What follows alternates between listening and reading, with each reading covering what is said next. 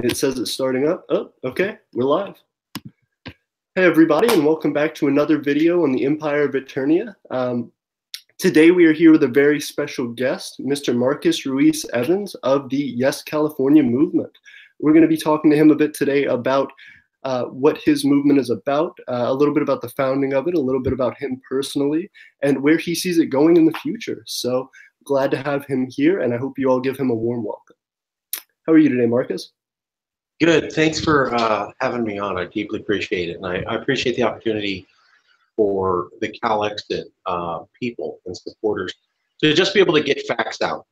Deeply appreciate that. Our number one opposition is not any particular group. It's just misinformation. Most people who think they know this idea have a couple key facts off, and most of the critics I've met, and I met more of them than anybody, always have one or three major things they just don't understand correctly, and that forms the basis of their opposition. So misinformation is something, misinformation we want to clean up and clear out.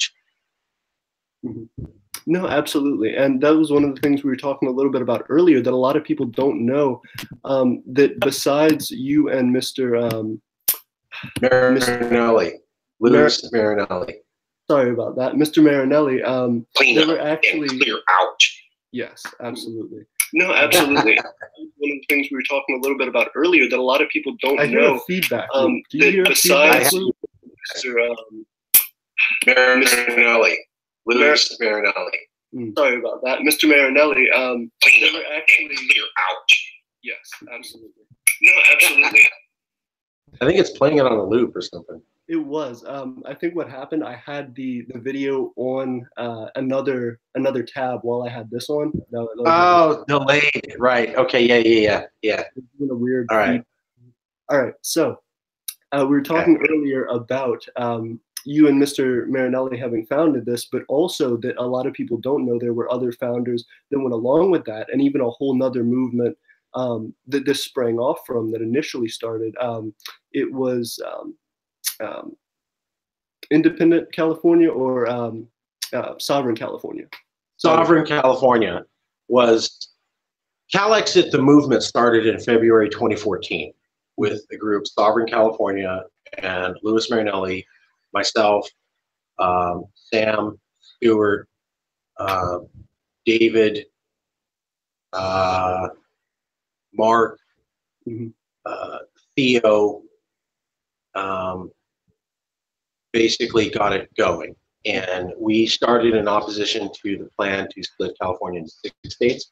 If you look at Ballotopedia, 6 states initiative, you'll see Sovereign California as one of 2 groups to officially oppose that initiative. And we got a lot of media attention from that. That was just a few people, very amateur.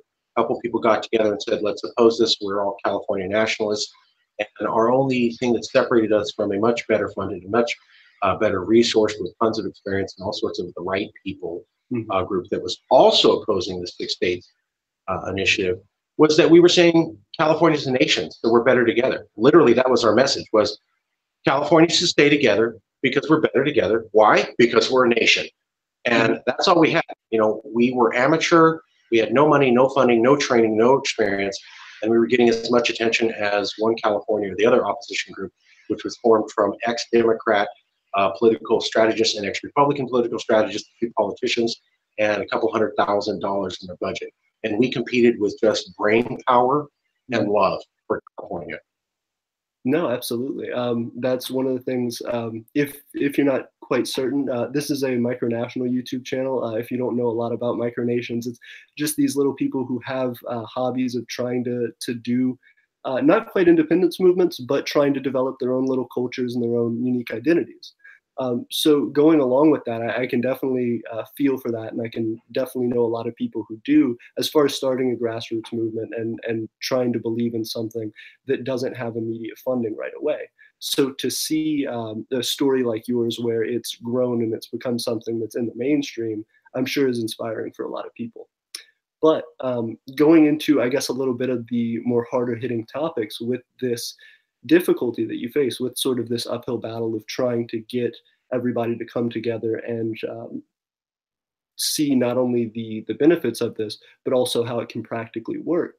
Um, what do you feel like is the difference between the Cal Exit movement, or more specifically, the Yes California movement, versus some of your opposition in, say, the 3-state or previously 6-state solution that have been proposed by more conservative groups? There's a critique of California that goes back a couple of years, but not too far back, only a couple of years.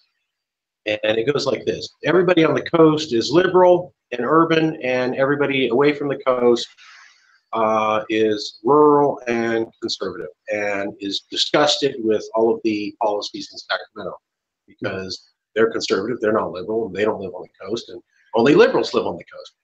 And that whole, I live in Fresno, supposedly, and that's in a center that hates coastal liberals. It's a lie. It's a myth. I got to tell you, the majority of the people, the actual people, maybe not the people in charge, people of Fresno County like California policies. But it's a talking point for conservatives. They have this fantasy, oh, we're going to revolt and we'll rip California in half because you liberals have gone too far and you've finally taken it too far, and everybody who's sitting on the fence gets it, and now they're going to join. We're going to have a conservative backlash. Conservatives, so we're going to rip off from California, and really nobody but just the Bay Area and maybe the coast between the Bay Area and LA is into your liberal policies, and everybody else in California hates it. That's the story you'll hear conservatives telling themselves. And so the 3-state solution is tapping into that sentiment. The 6-state solution proposed by the same dude that started us, the Cal Exit movement. I mean, in a way, Tim Draper started Cal Exit because we formed an opposition to that. He's tapping into that. There was a guy, Nigel Farage. There was a guy, Jeff Stone. There's a guy, Stan Statham. These ideas have been around. New California is another group out there. And they really just take California and then slice it right down halfway like a hot dog and go, oh, these are liberals and these are conservatives. And, you know, the thing that I find interesting is that none of those proposals to split up California east and west actually reflect the voting of Californians in the presidential election of 2016. So conservatives always include Riverside County and San Bernardino County and San Diego and Orange County and Fresno County and some of the Central Valley as part of their conservative bastion who hates liberals. All of those places rejected Trump and voted for Hillary. And yet none of these people who say, oh, the conservatives are upset and they're going to break off, recognize that in their maps, which I find very interesting.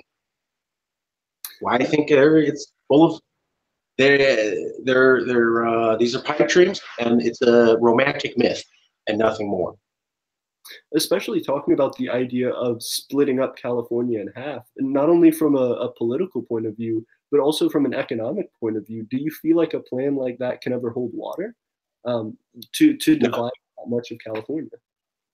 No, well, because when Tim Draper proposed this in 2014, the California government did an analysis. So any initiative in California has to have an analysis attachment. So you can propose almost anything that you want as long as it's not asking people to commit felonies or egregious discrimination included in the text.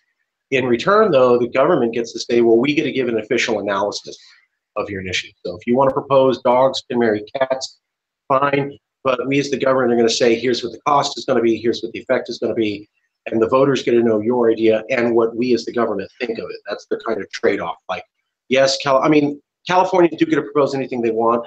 It's not reckless. The government goes, okay, let's put this in context. Here's what it's going to be. Whenever they looked at splitting up California, the fact is that the interior counties lose without the coast.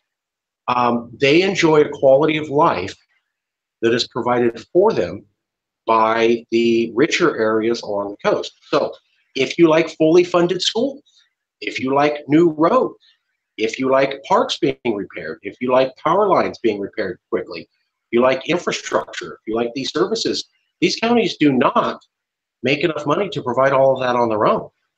That money comes from the rest of California. So if they split off, they're going to get West Virginia poor right away.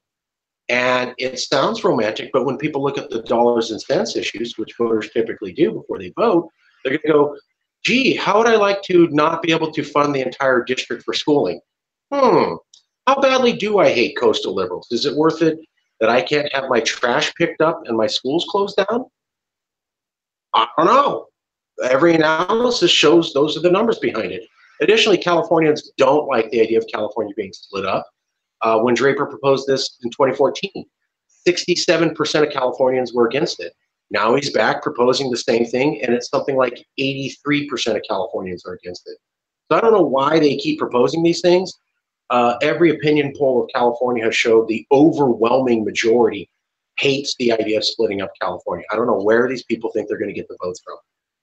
No, absolutely. And going back to sort of that comparison, when you have a new idea like this, especially talking about whether it's splitting up California or whether it's having California separate from the United States, I know one of the things that's been a big talking point for Yes California has been the economic growth and the prosperity of California in comparison to the rest of the United States, and the budget deficit that they've been able to help fund the United States with, that's sort of taken a toll on Californians.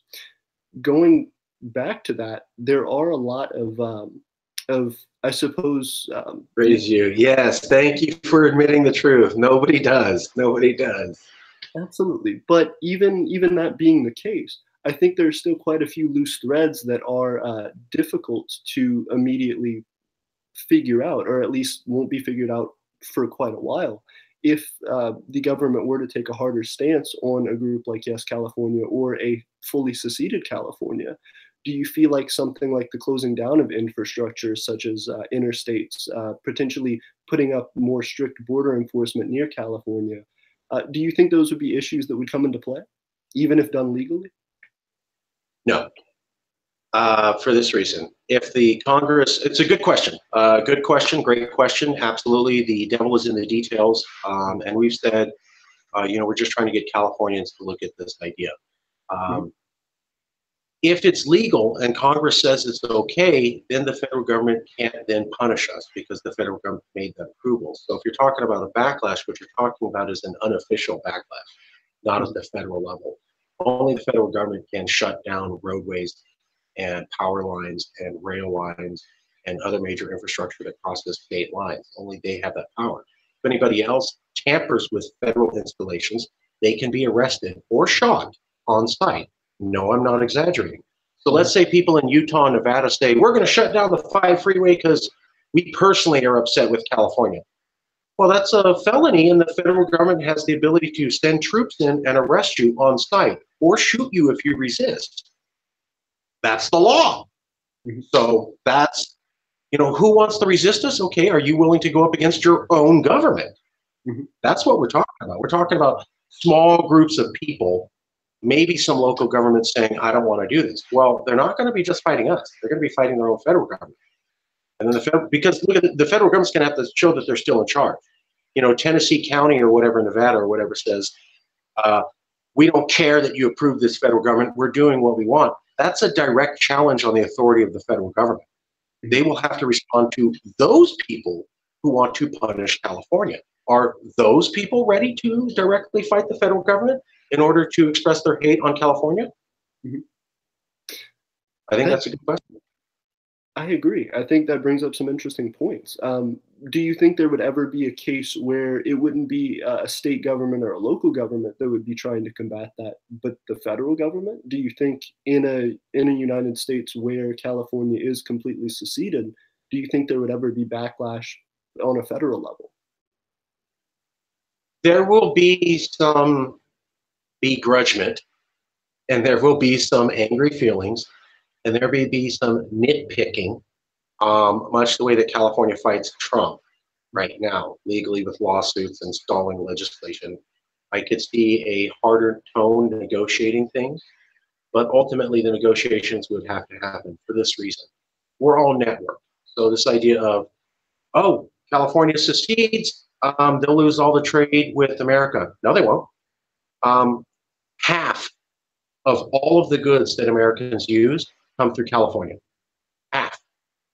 So let's say America doesn't want to trade with California. Okay, you don't get to have half of the things in your grocery store, half of the things in your Walmart, Save Mart. Name any store you go to, you now get half of the goods that you have access to. That means prices for all goods are going to go up and choice is going to go down. Are the American consumers willing to have 50% less quality of life, higher priced goods, and less lack of goods? Additionally, 90% of the fruits and vegetables Americans enjoy come from California. Are they ready to eat nothing but steak and cold wheat cereal?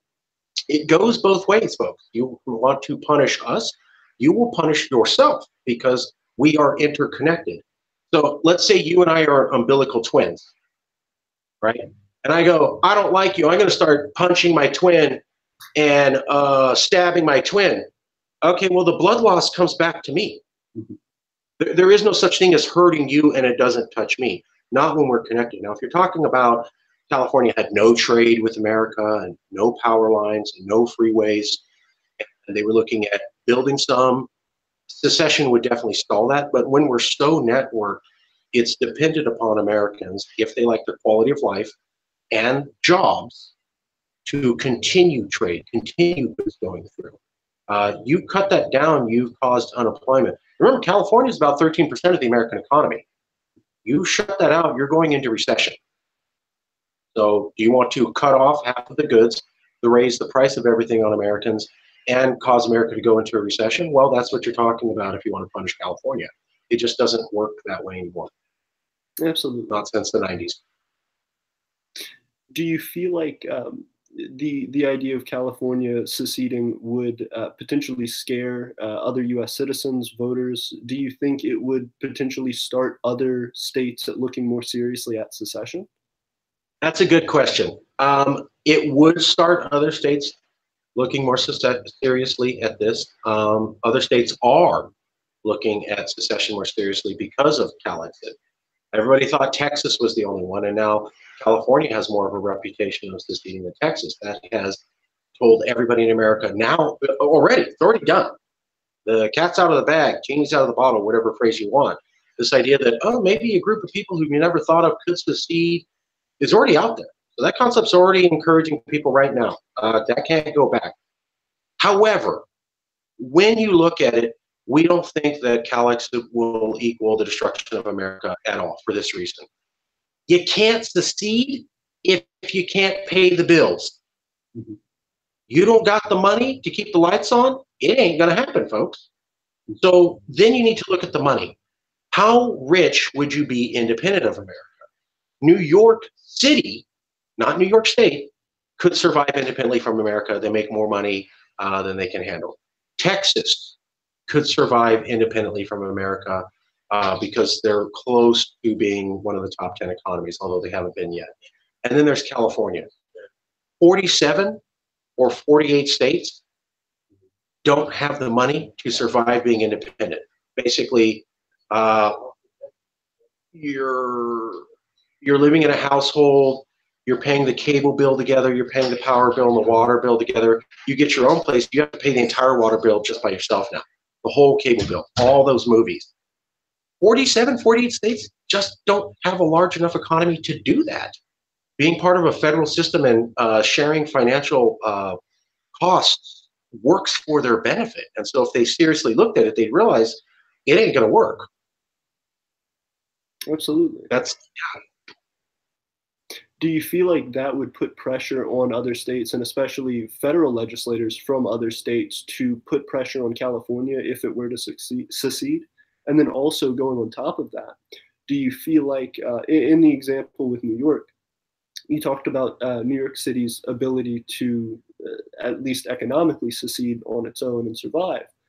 I feel like one difference between California and a place like New York is California's difficulty with water. Having water shortages and dealing with that situation.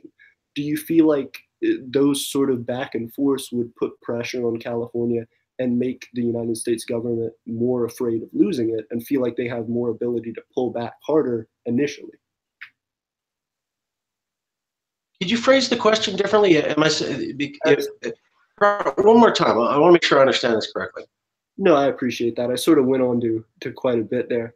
Um, do you think that things like California's water bill and the United States need for California's imports and GDP would make the federal government and other legislators from other states in the federal government feel the need to pull back really hard initially on a California secession movement? If California went through the legal process correctly, if they were able to get it, do you think that it would cause an immediate outroar? No, for this reason. Good question. Good question. Great question. For this reason. Okay, so well, I'm going to go out, but then I'm going to come back in. Okay. Go to the 2016 election.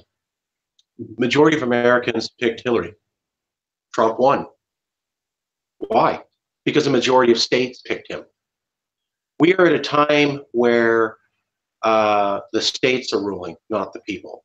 So because of the Constitution, the states have power, whereas the population does not.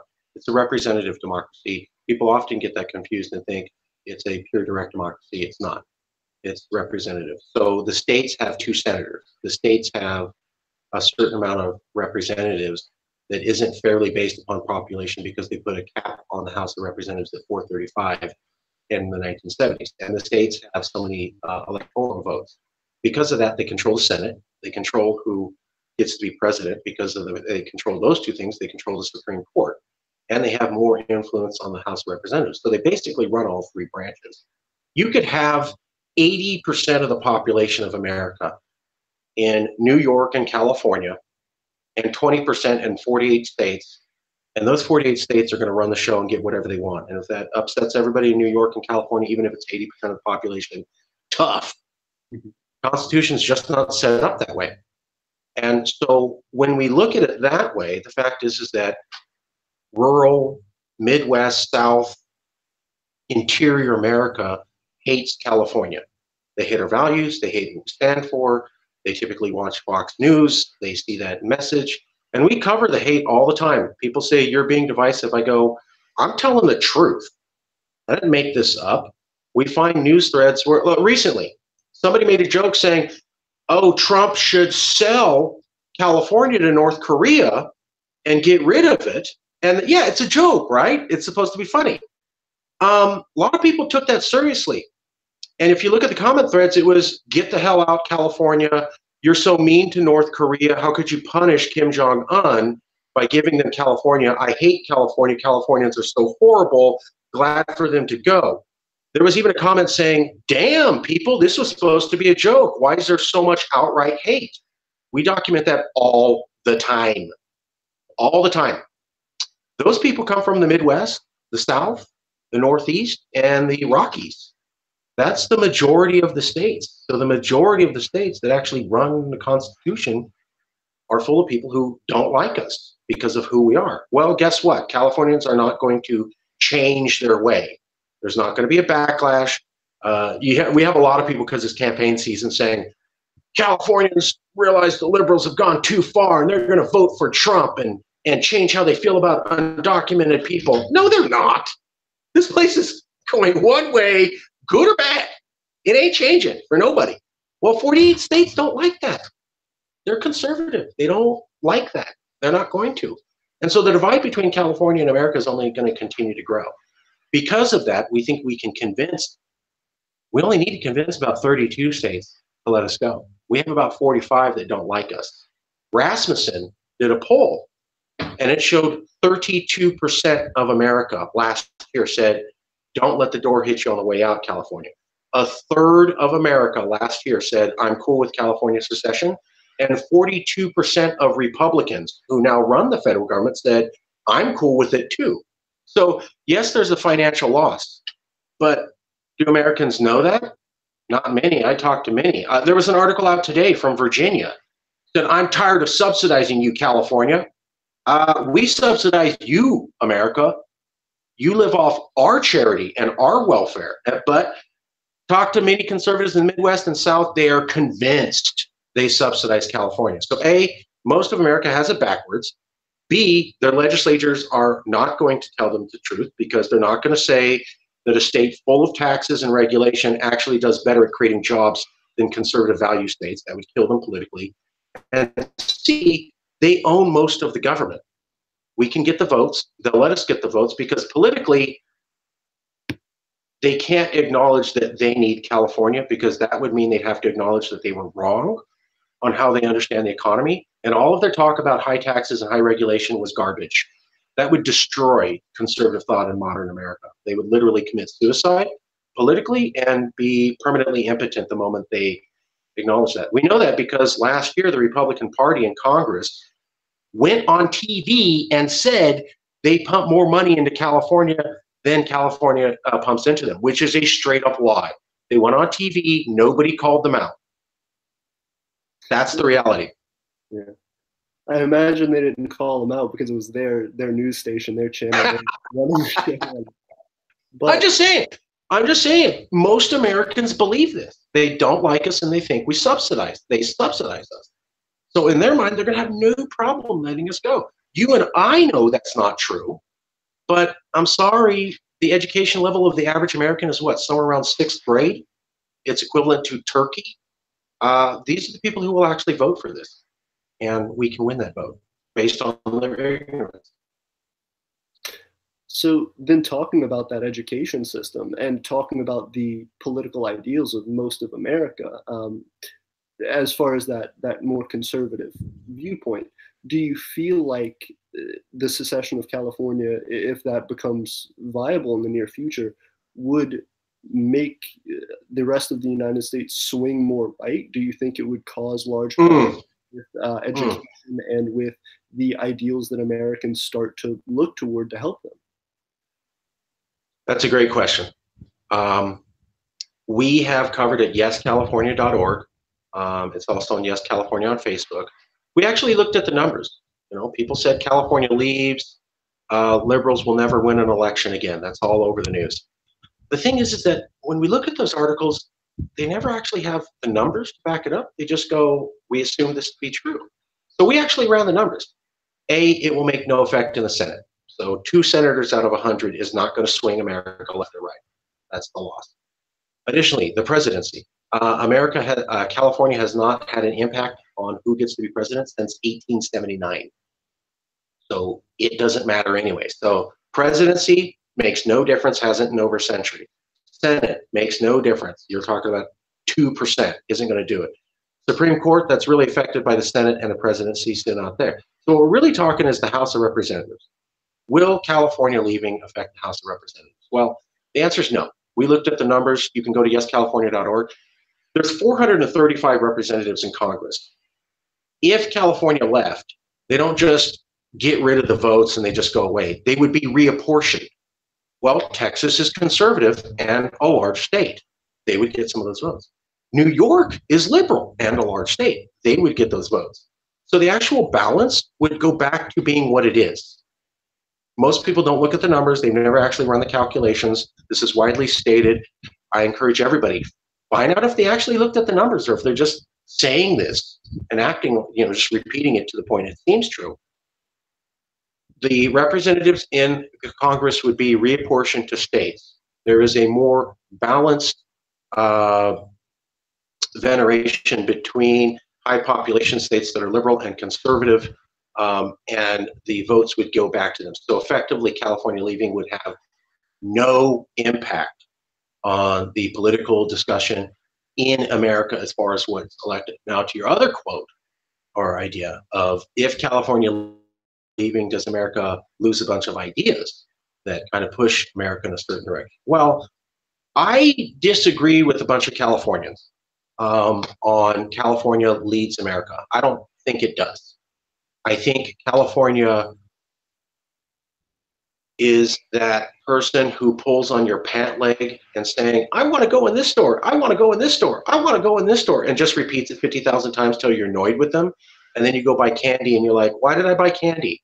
Who's this annoying kid that made me go do this? I see Californians saying, where California goes, America follows, and Californians are going to lead Americans, and they need us.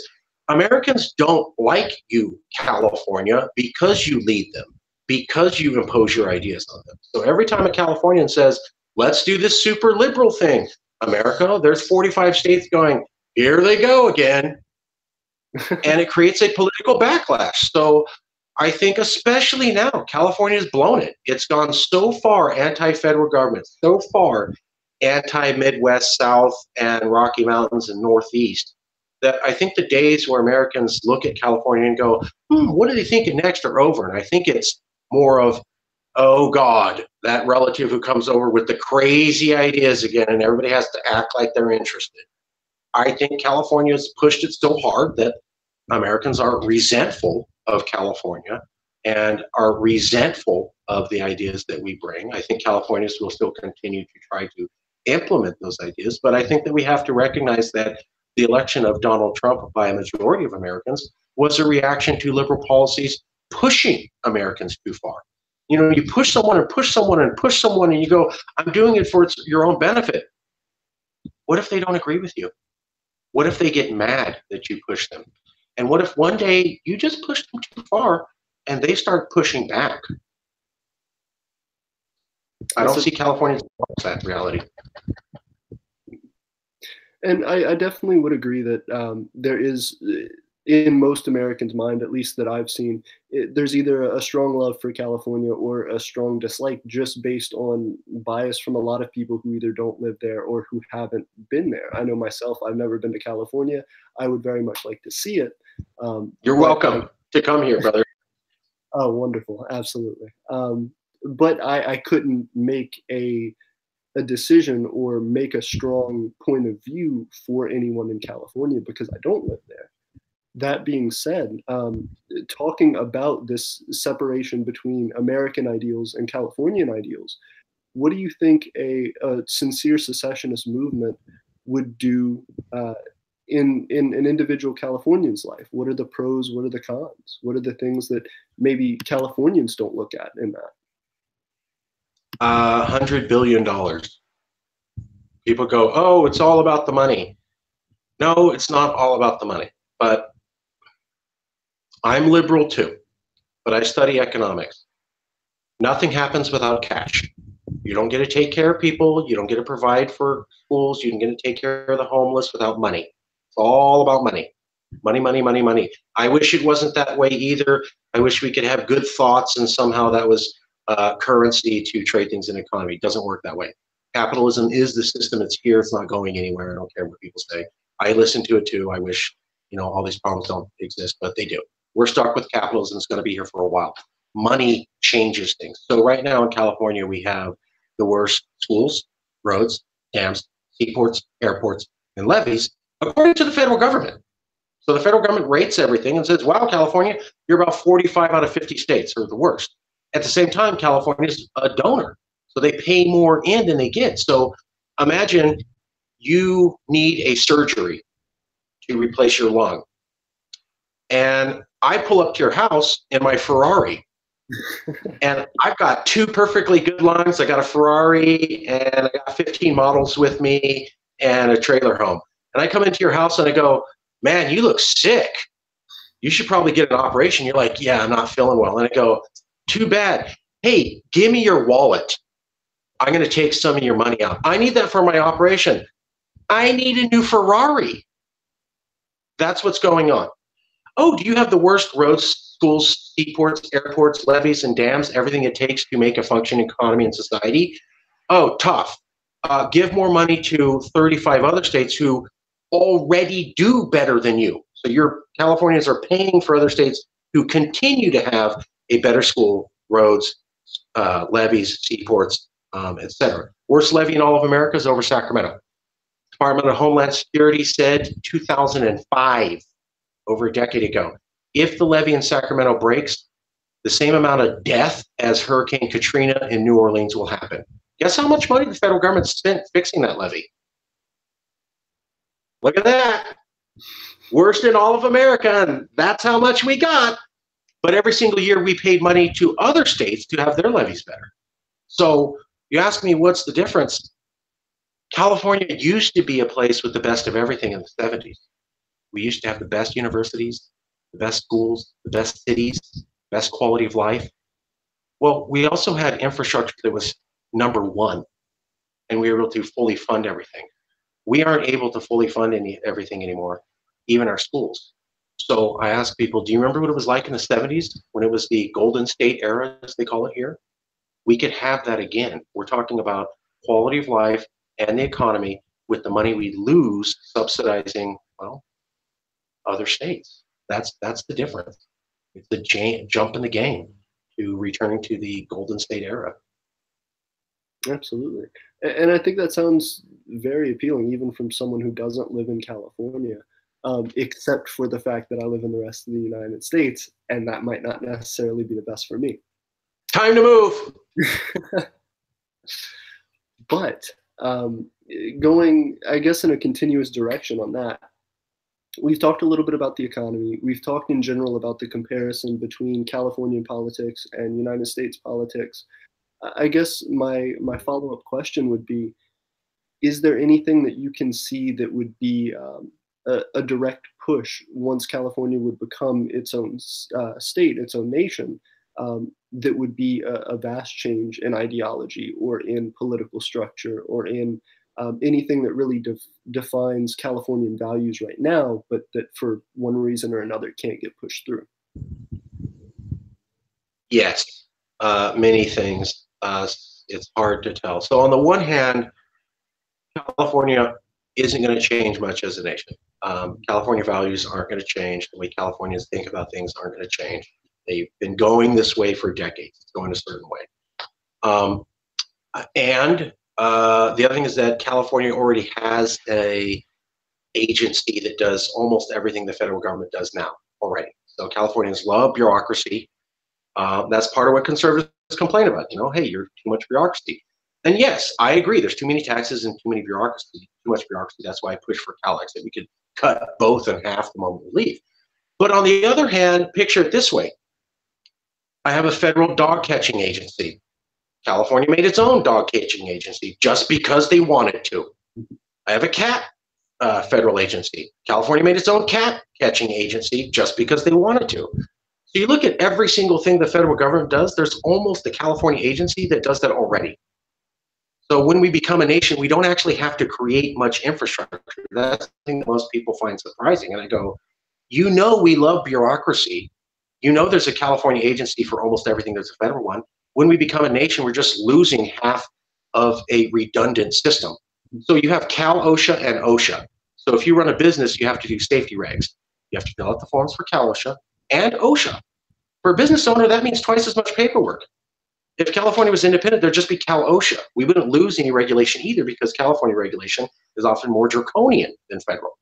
So in that sense, there's not going to be much change to the government. There's not going to be much change in the culture. But the idea that a people become a nation and they don't make giant changes in the way they think about themselves is ridiculous. Of course they will.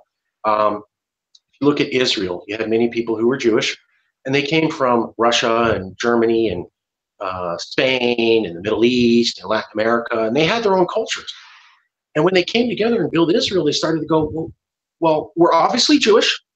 We're keeping that, but we have to start doing things like a nation.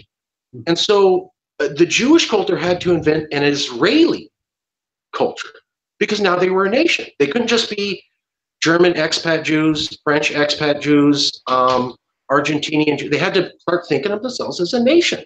The same thing happens with Hong Kong and Singapore and many other places that have become nations. You have to start thinking about yourself as a nation. So obviously there will be some big changes in what's going on. I think right now Californians are able to say, well, we don't need to fund that. It's too complex. We don't need that. That's kind of the federal government's issue.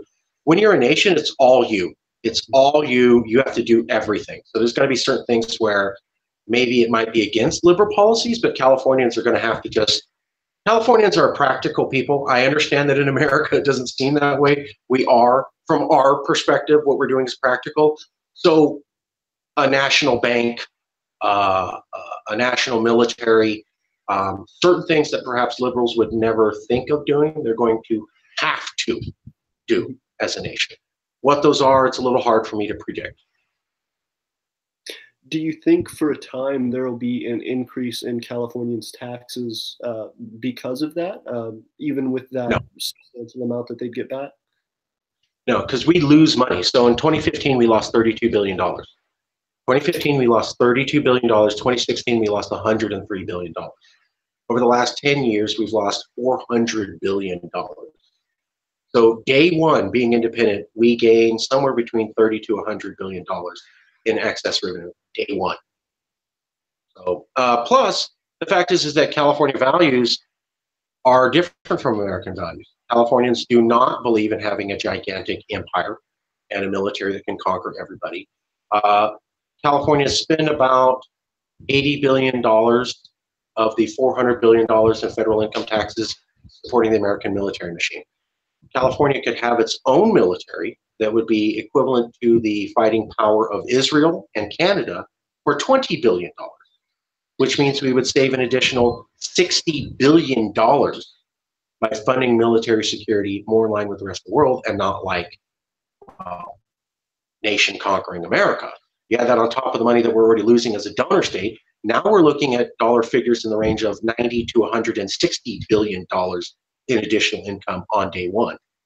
That means we can cut state income taxes in half and have tens of billions of dollars in extra money. That's how much money we're losing.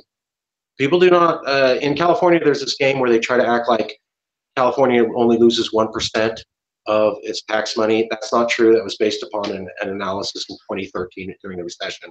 And I go, how much money is 1%? The dollar?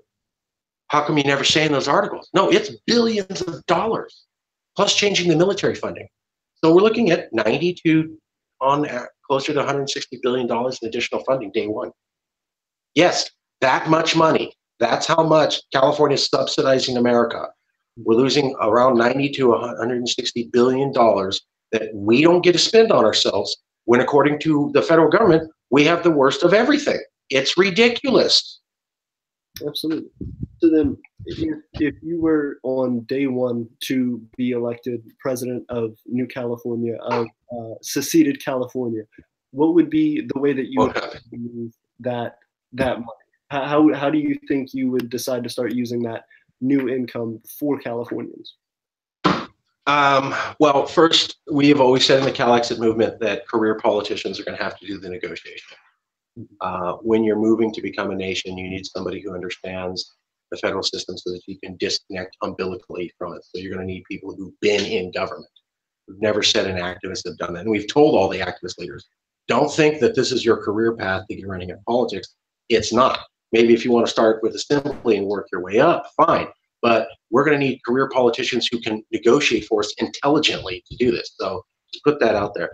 As far as the money, I personally would cut income taxes by 50%. That would kill all the criticism about California is bad for business, and it would shock America and the world that California could survive as a nation. Now we can, but I think saying, wow, they cut taxes in half, maybe things are different. That would be a game changer. Then I put the money into probably about 3 to 4 billion into free university tuitions. That would shock everybody because Bernie Sanders offered that, but America can't deliver. We as Californians would provide for our young. Every young person on planet Earth would be talking about, wow, look at what California does for their kids. They don't go into debt going to any university. It's only about 4 billion to do that. And then the rest of the money I'd put into subsidized healthcare or into infrastructure development, roads, seaports. You have good infrastructure, you have jobs. That's the way it works. You have bad infrastructure, you have a bad economy, you don't have jobs. It works that way for every people, every culture, every nation on earth. That's how I would spend it, but these decisions are up to the voters, and the Cal Exit movement has always said that these will be voter decided things. Absolutely. Continuing on that, do you feel like with Cal Exit's movement toward independence, do you feel like there will be a way before secession, even before direct declaration of your own nationhood, do you feel like there will be a way to reach out to other nations and to be able to make those treaties, those alliances, those friendships around the world to secure California's place at the table? Yes, because we're already doing it. Governor Schwarzenegger, who is a Republican and before the current governor, traveled to Asia to do treaties on jobs. He signed economic trade deals. George W. Bush, who was the current federal president, criticized him and said only presidents can sign trade deals. Schwarzenegger went ahead and signed the deals anyways. Nobody in California cared. Schwarzenegger then went and held a conference with 30 nations to sign a treaty on climate change. The UN said, great work. You did a better job at getting the world to move together on climate change than we did. The World Discussion Forum said, California, you did a better job than we could. So that was Schwarzenegger. That was 10 years ago. Then you have Brown. Brown's only done even more treaties on climate change and trade deals with other nations. In fact, he's done so much that Politico, which is one of the most well-respected magazines on American politics, had the cover of their magazine read, Jerry Brown, President of the Independent Republic of California. Politico already did that. And what they said was, this state's signing too many deals with too many countries to just be a state. Politico already said that.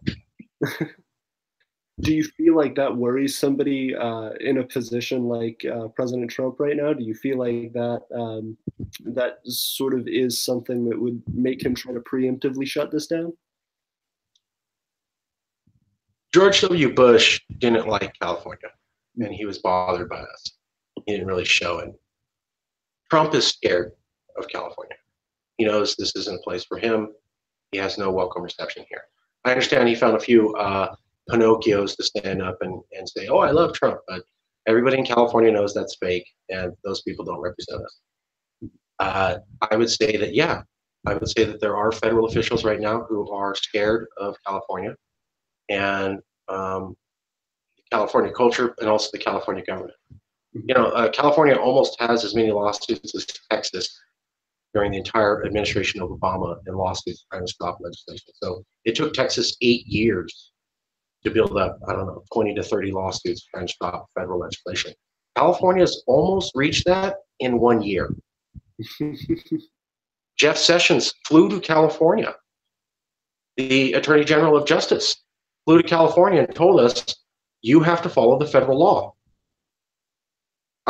A federal official traveling to a state to tell them you have to follow federal law hasn't happened since 1860, just to let you know the seriousness of what we're talking about. The IRS this month issued a statement saying, California, you can't work around our tax plan, you have to follow federal law.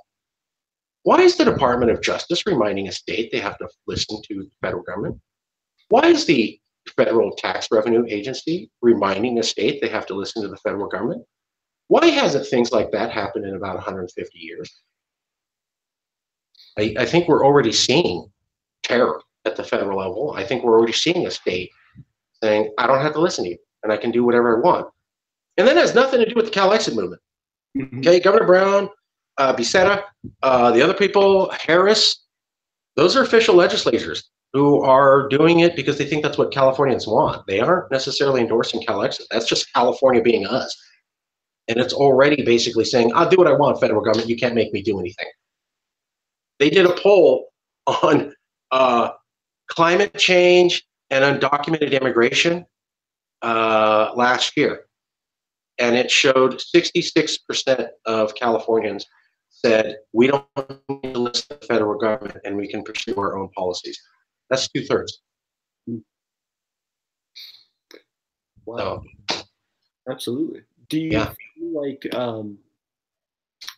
feel like having that sort of foundation in Californian ideology would make it to where even if Cal Exit and other movements like it never came up, do you feel California would still move in that direction regardless?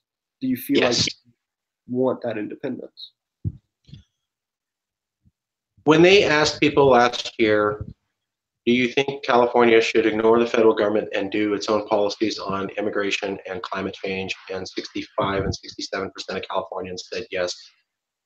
They also asked the question, do you think California should secede? It was only 32% of the people said yes. But ignoring the federal government is secession. People don't know that. You don't get. Jeff Sessions flew to California and said you had to follow federal law, and then he said there's no nullification, there's no secession, because from a legal standpoint, nullification is secession.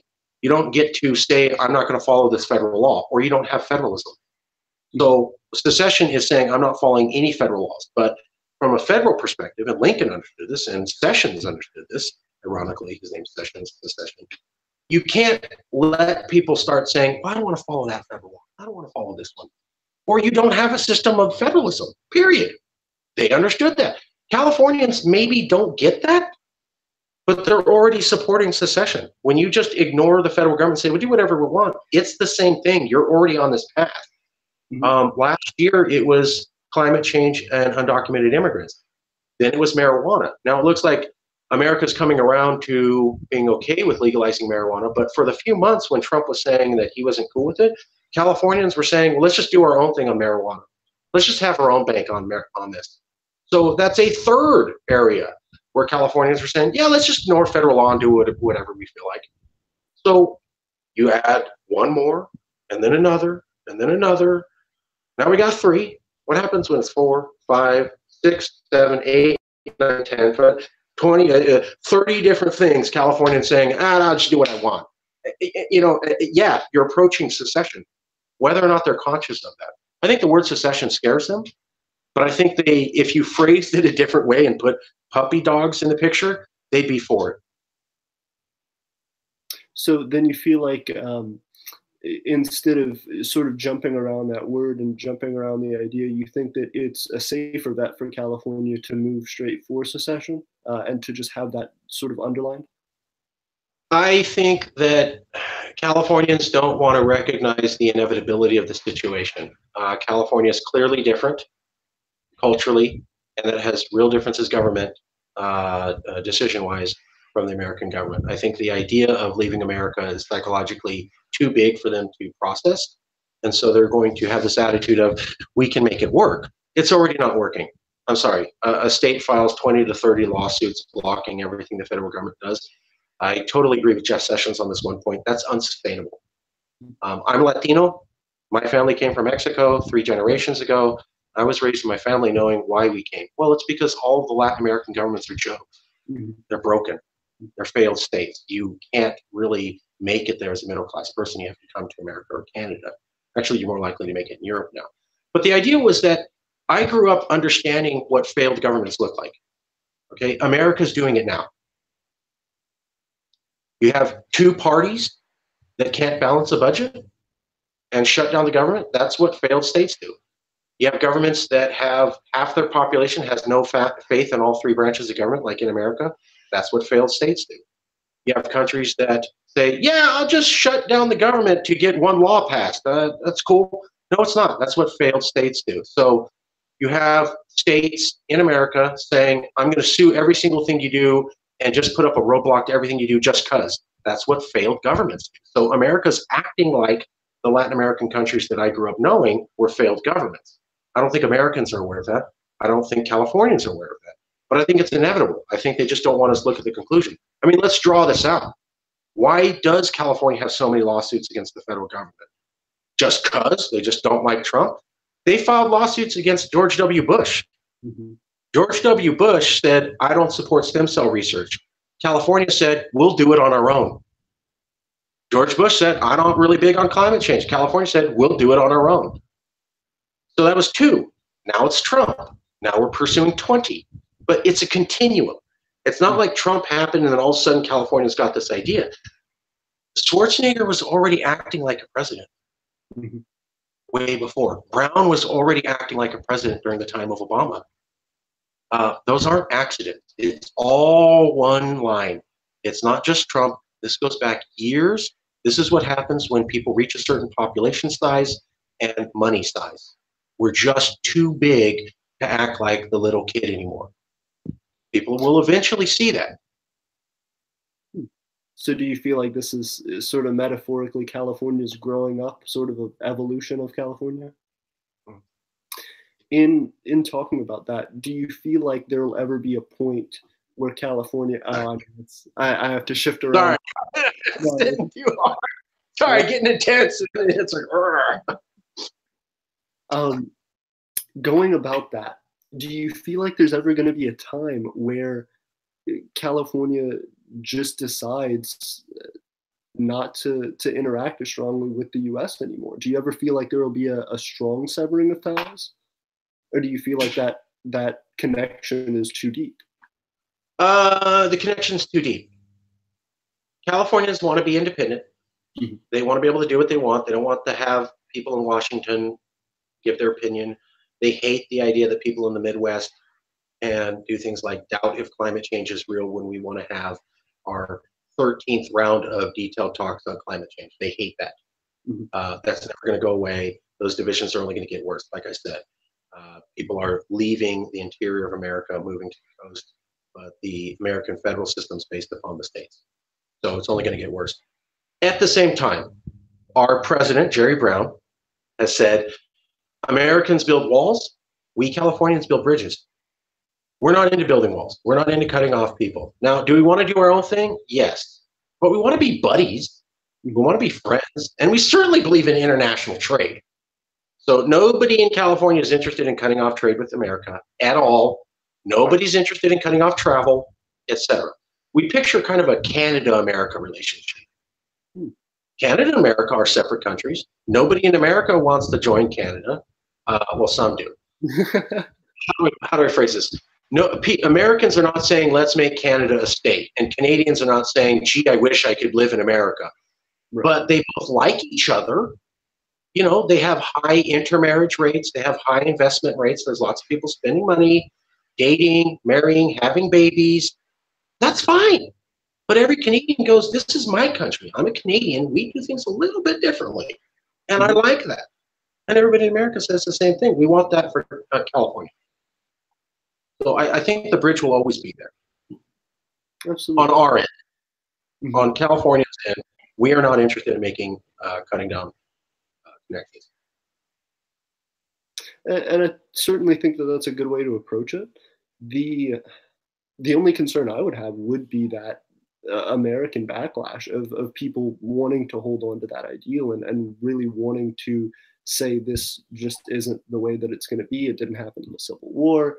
It's not going to happen now. I know there's quite a difference between this and the Civil War, but just that idea, I think, comes back sort of freshly in people's minds, and change is scary to everyone. So I think on people's minds, it'll definitely be a dividing factor for people, I feel. It will, but what happens if, 40 states say we don't like California? And I know some people don't want them to go, but the majority of the states say, I don't like them. I want them to go. Well, now what we have is Americans arguing against other Americans. Mm-hmm. What if you got 60% of America says, I hate California, let them go? It really depends on the percentage. Are we talking about Congress approves this, but the majority of Americans hate it? I picture a situation where the majority of Americans approve because they don't like us, they hate us. And a minority of Americans say, I'm upset and they shouldn't leave. Well, 30% of Americans arguing against 70% isn't going to do anything. Mm-hmm. They just won't have the political power to really launch an effective reprisal against California. Absolutely. Going, I guess, a little bit deeper into that ideal of sort of division, or maybe some places where things might be a little more difficult to maneuver through. Do you feel like there will be any businesses that say, if things come to pass with a full secession of California, where they just want to side with the U.S., where they decide to pull out some of California, where it could mean potential job losses for people there, or a decline in infrastructure, production, things like that? There will certainly be some businesses who will say, whoa, that's too strong. I'm leaving to go with America. But I don't think it'll be many for this reason. The number one thing that businesses don't like is high taxes and high regulation. Mm-hmm. That's already going on. I see the headlines, people are leaving in California in droves and hordes because of our high taxes and high regulations. Those are all the conservatives who hate that stuff. So California becomes a nation, taxes and regulation go down. They're going to leave? The number one reason they were leaving was because of taxes and regulation. Now we just lowered taxes and regulation. So I think there's going to be a lot of businesses staying, and there'll be new businesses coming, because the number one reason that's driven businesses in Californians out is taxes and regulation. If those drop, the reverse would be true. So we're really talking to some people saying, I'm making more money. It's easier for me to make more money, but I love America and I hate this idea. I'm going to leave. Mm-hmm. But then let's look at another thing. Why didn't they leave already? We're super liberal already. Been that way for a long time. Mm-hmm. How much worse did it get for you to leave? It's not like California becomes a nation and taxes and regulation go up 50%. They get dropped 50%. So everything you've been complaining about, conservative America, got better. And now you want to leave. Additionally, if you want to leave, why didn't you already do it? And then on top of that, can you leave? You sell cell phones. This is the number one market for cell phones. You sell cars. This is the number one market for cars. You make computer programs. Guess where all the techies want to live? California. They're not going to move to Tennessee. Mm-hmm. I don't care how much you pay them. People have tried to create Silicon Valley all over the world. All of them have failed, even China. Why? Because there's something that draws creative, intelligent people to Hollywood and Silicon Valley that, frankly, the rest of the world hasn't figured out how to create. So can you move your business? Can you ensure your employees are going to go with you? Can you make sure you have access to the market? You're selling things to Californians. You go, I'm going to move my business to Arkansas. You're not selling anything in California anymore, so I guess you're cool with getting all new customers, right? So I understand this threat of businesses leaving. Can they actually do that? I don't think many of them can. You're talking about a few businesses where they could run anywhere and they sell internationally. Okay. What?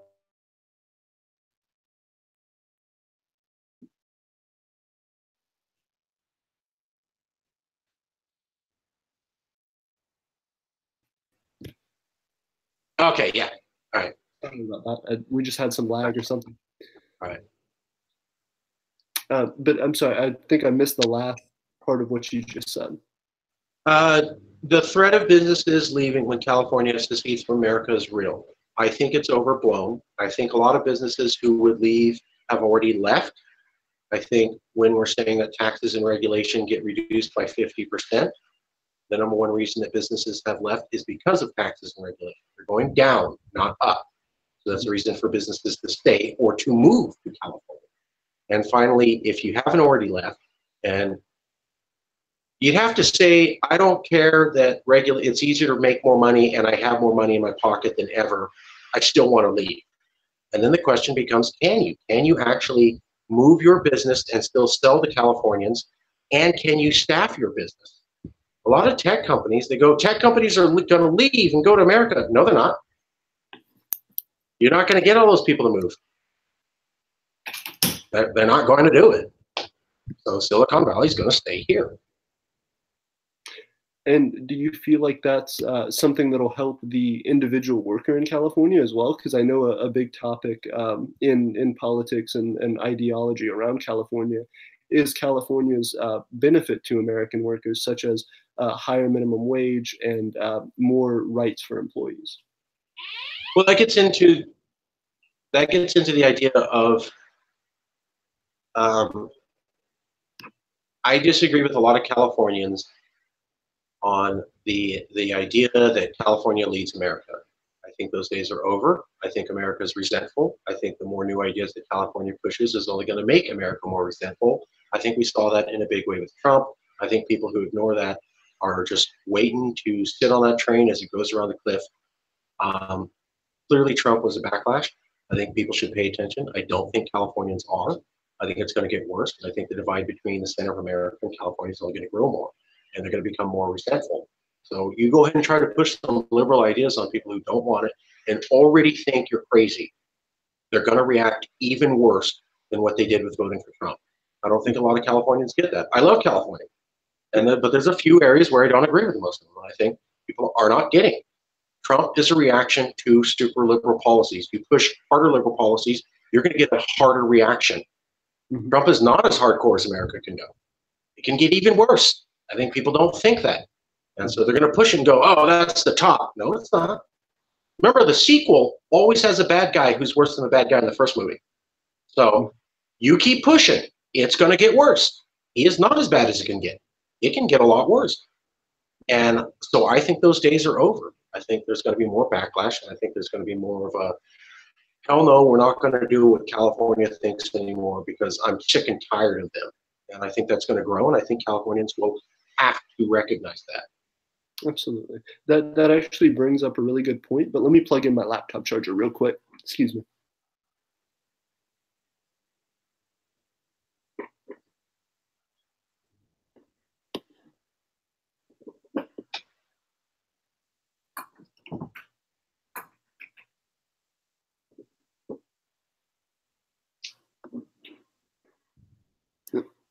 Sorry about that.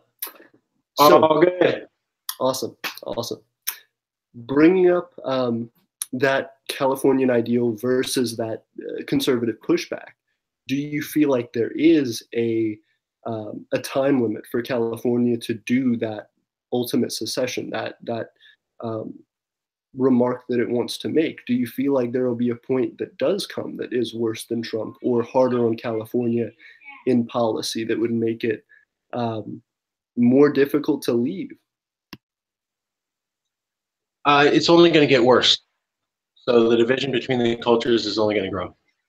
As the center of America is hollowed out, and it's more rural and conservative and elderly and strictly Caucasian, and as immigrants refuse to move to the interior and move to the coastal areas, and as the youth leaves the interior and moves to the coastal area, the demographics are going to shift.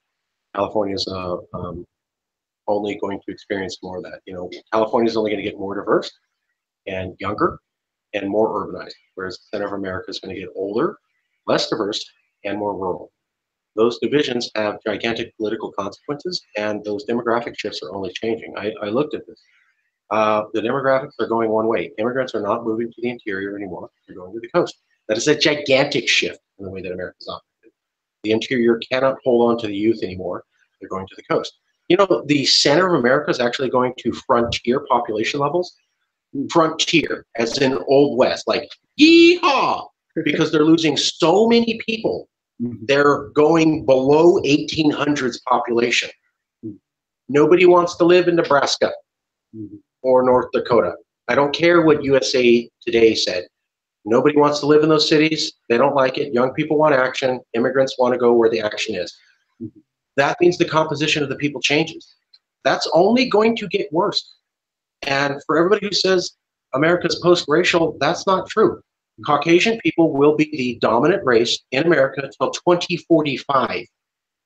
2045, the US Census. So I predict things are going to become more racially polarized and more divisive and harder opinions. And what that's going to do is just make it more clear to Californians that you are a different people and you cannot come to negotiating terms with the people who you technically have to.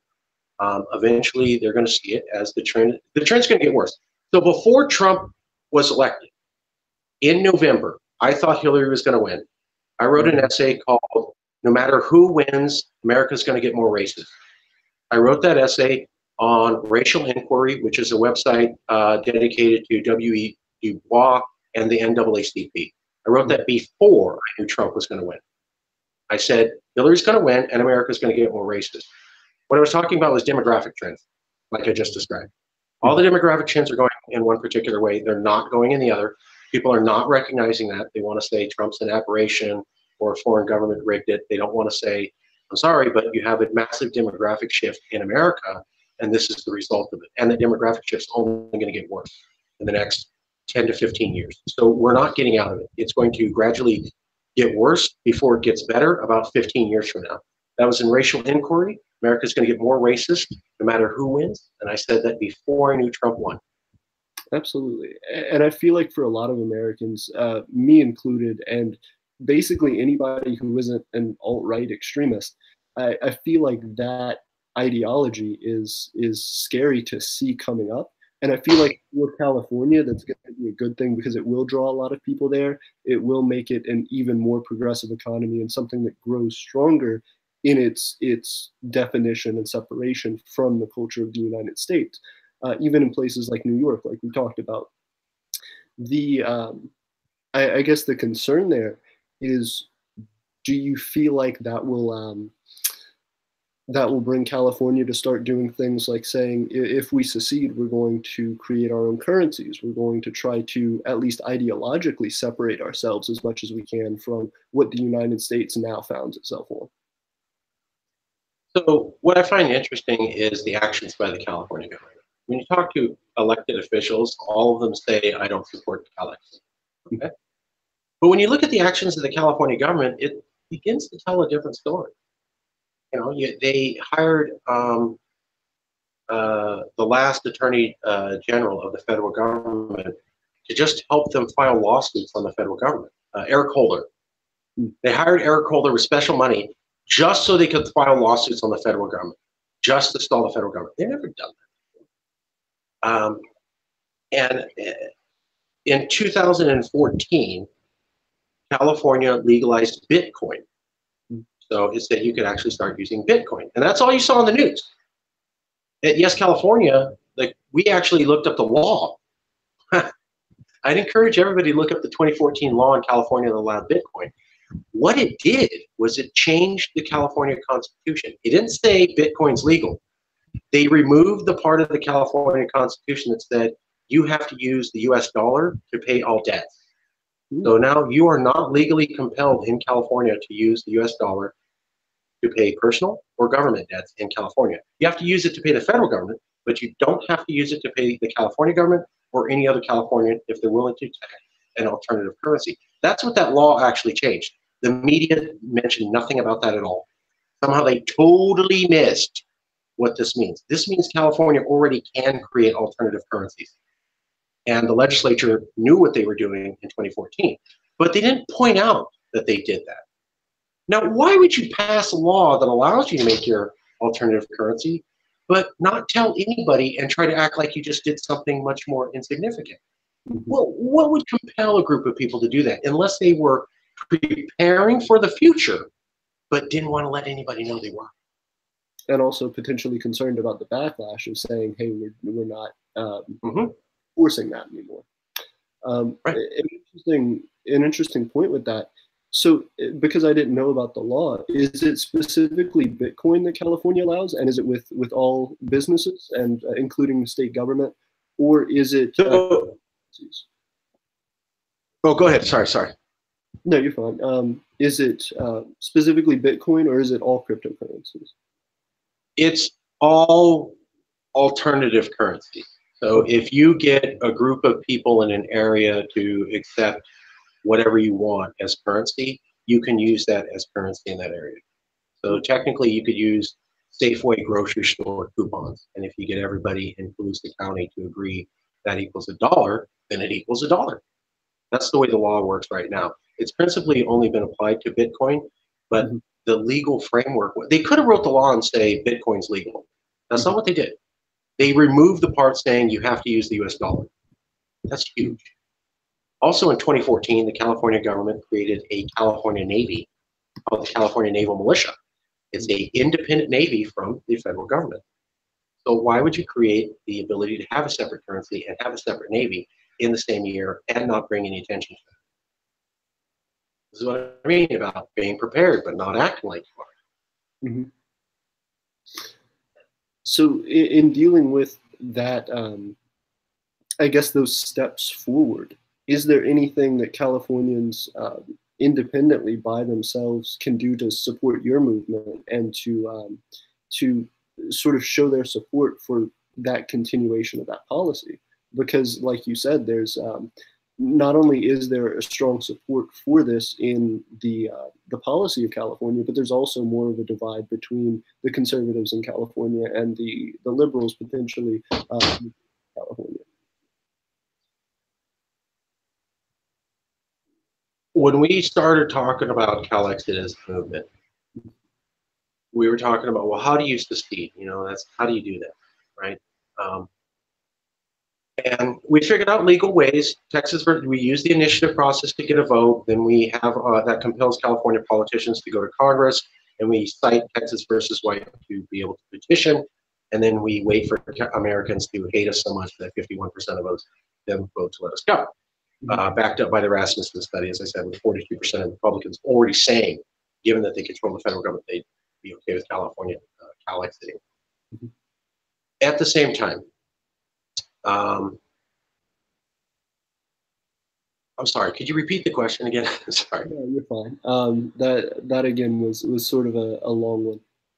The primary thing I suppose I was asking was, is there anything in particular that they can do to help your cause or to Right. Yes. I'm sorry. No. Yeah. Well, to help Yes California and the Cal Exit cause, you can go to Yes California. You can donate, or you can go to our Yes California on Facebook and like our page.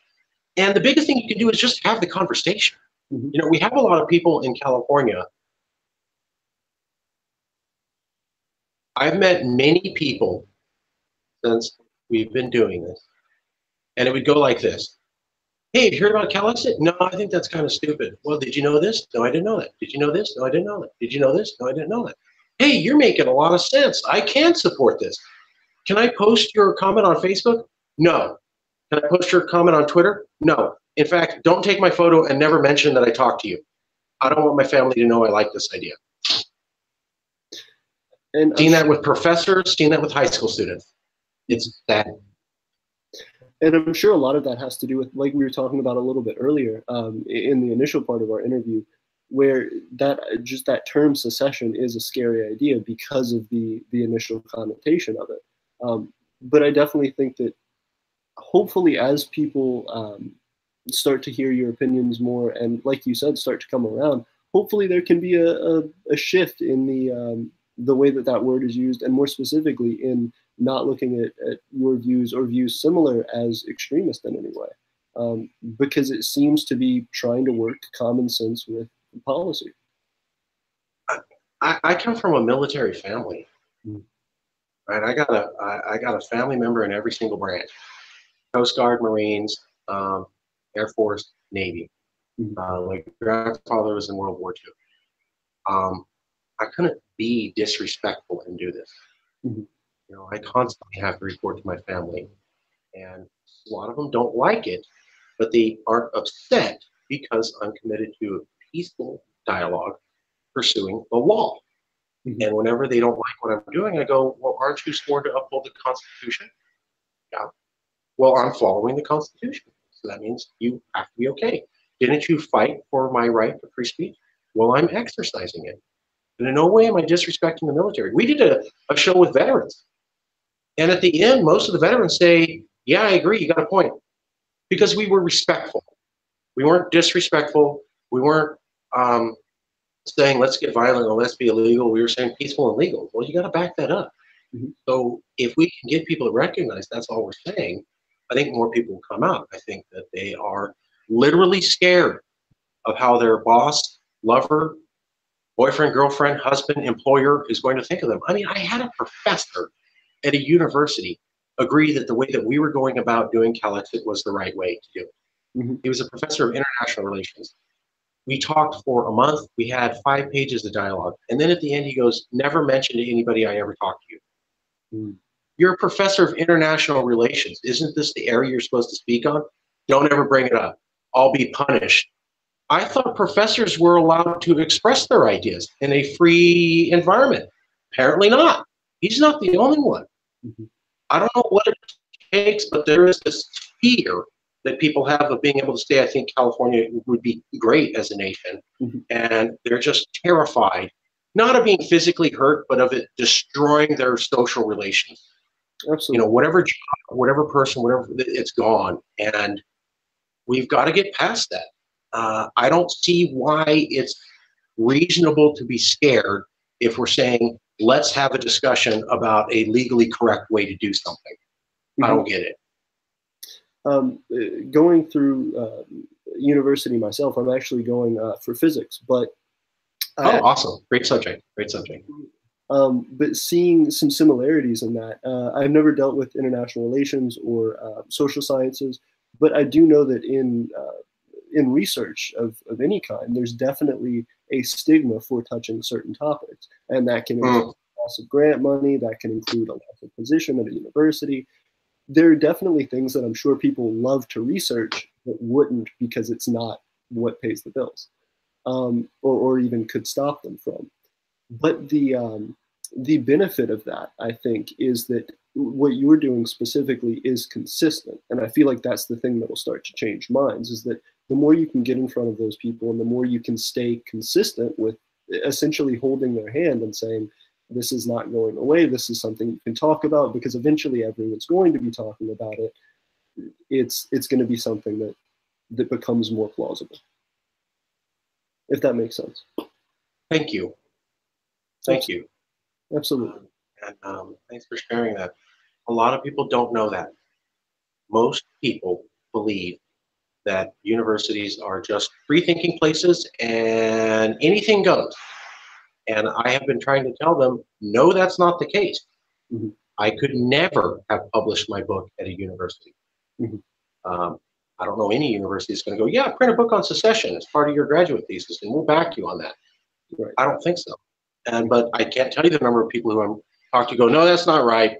You should just go get your doctorate and you should do this the academic way. And based upon the strength of your arguments alone, they'll give you all the grant funding and permissions that you need. And they go, yeah, I don't think the university system is this Socratic dialogue epicenter people think it is.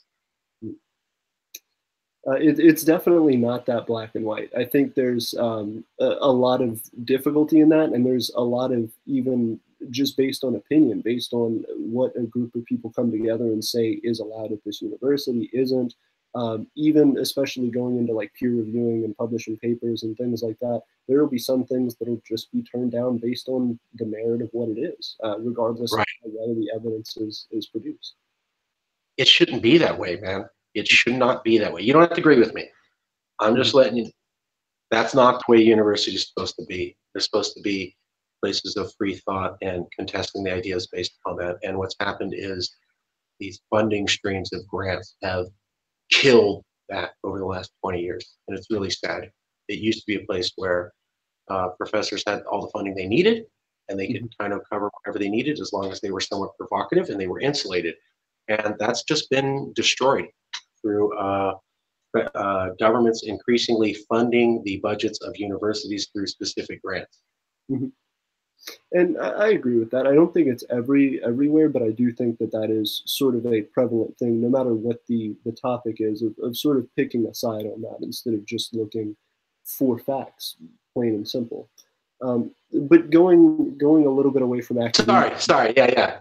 No, we got on the topic. I think it was a good discussion. But jumping on to, I guess, just a little bit of more light stuff. Yeah. What do you feel like your position is ideally in a California secession? You said you don't feel like, at least immediately, people who are just directly activists should go right into the politics. What do you feel like is your role? What do you feel like will be the point where you say, I've done all I can?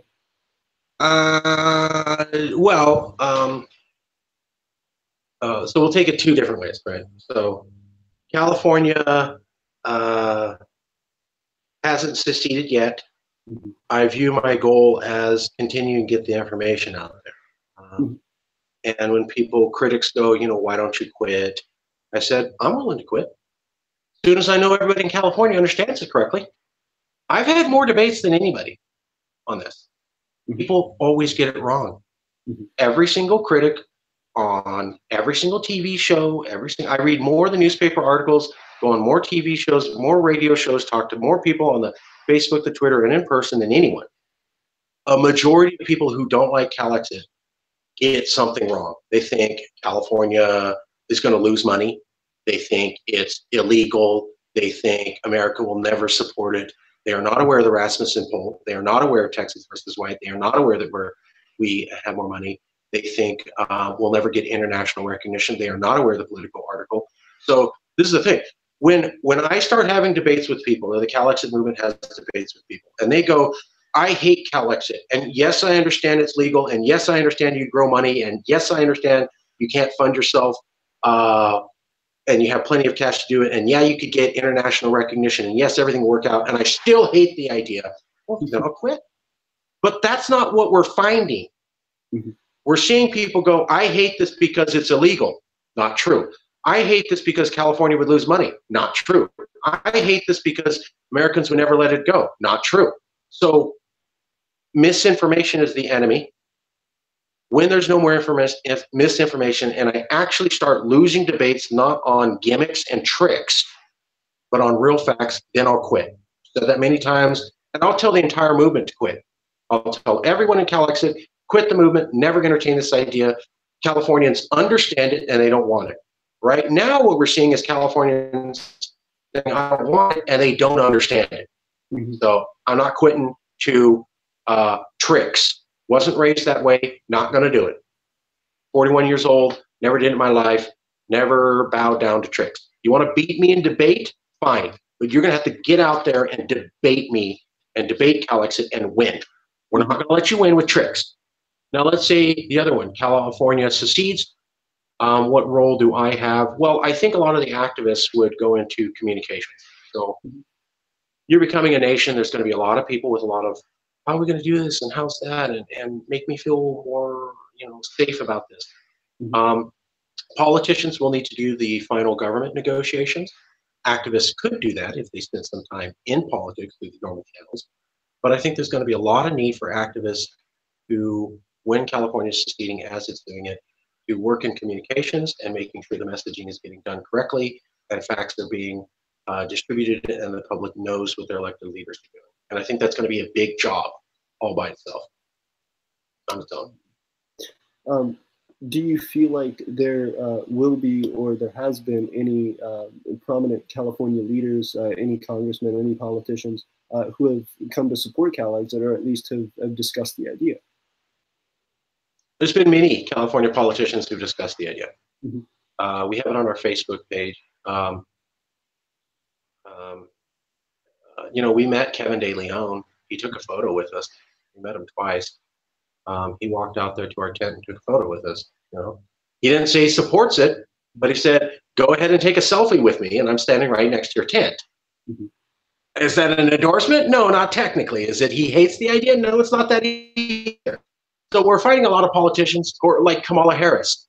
Mm-hmm. Kamala Harris says, "I understand why they would want that." Is that an endorsement? No. Doesn't mean she hates it? No.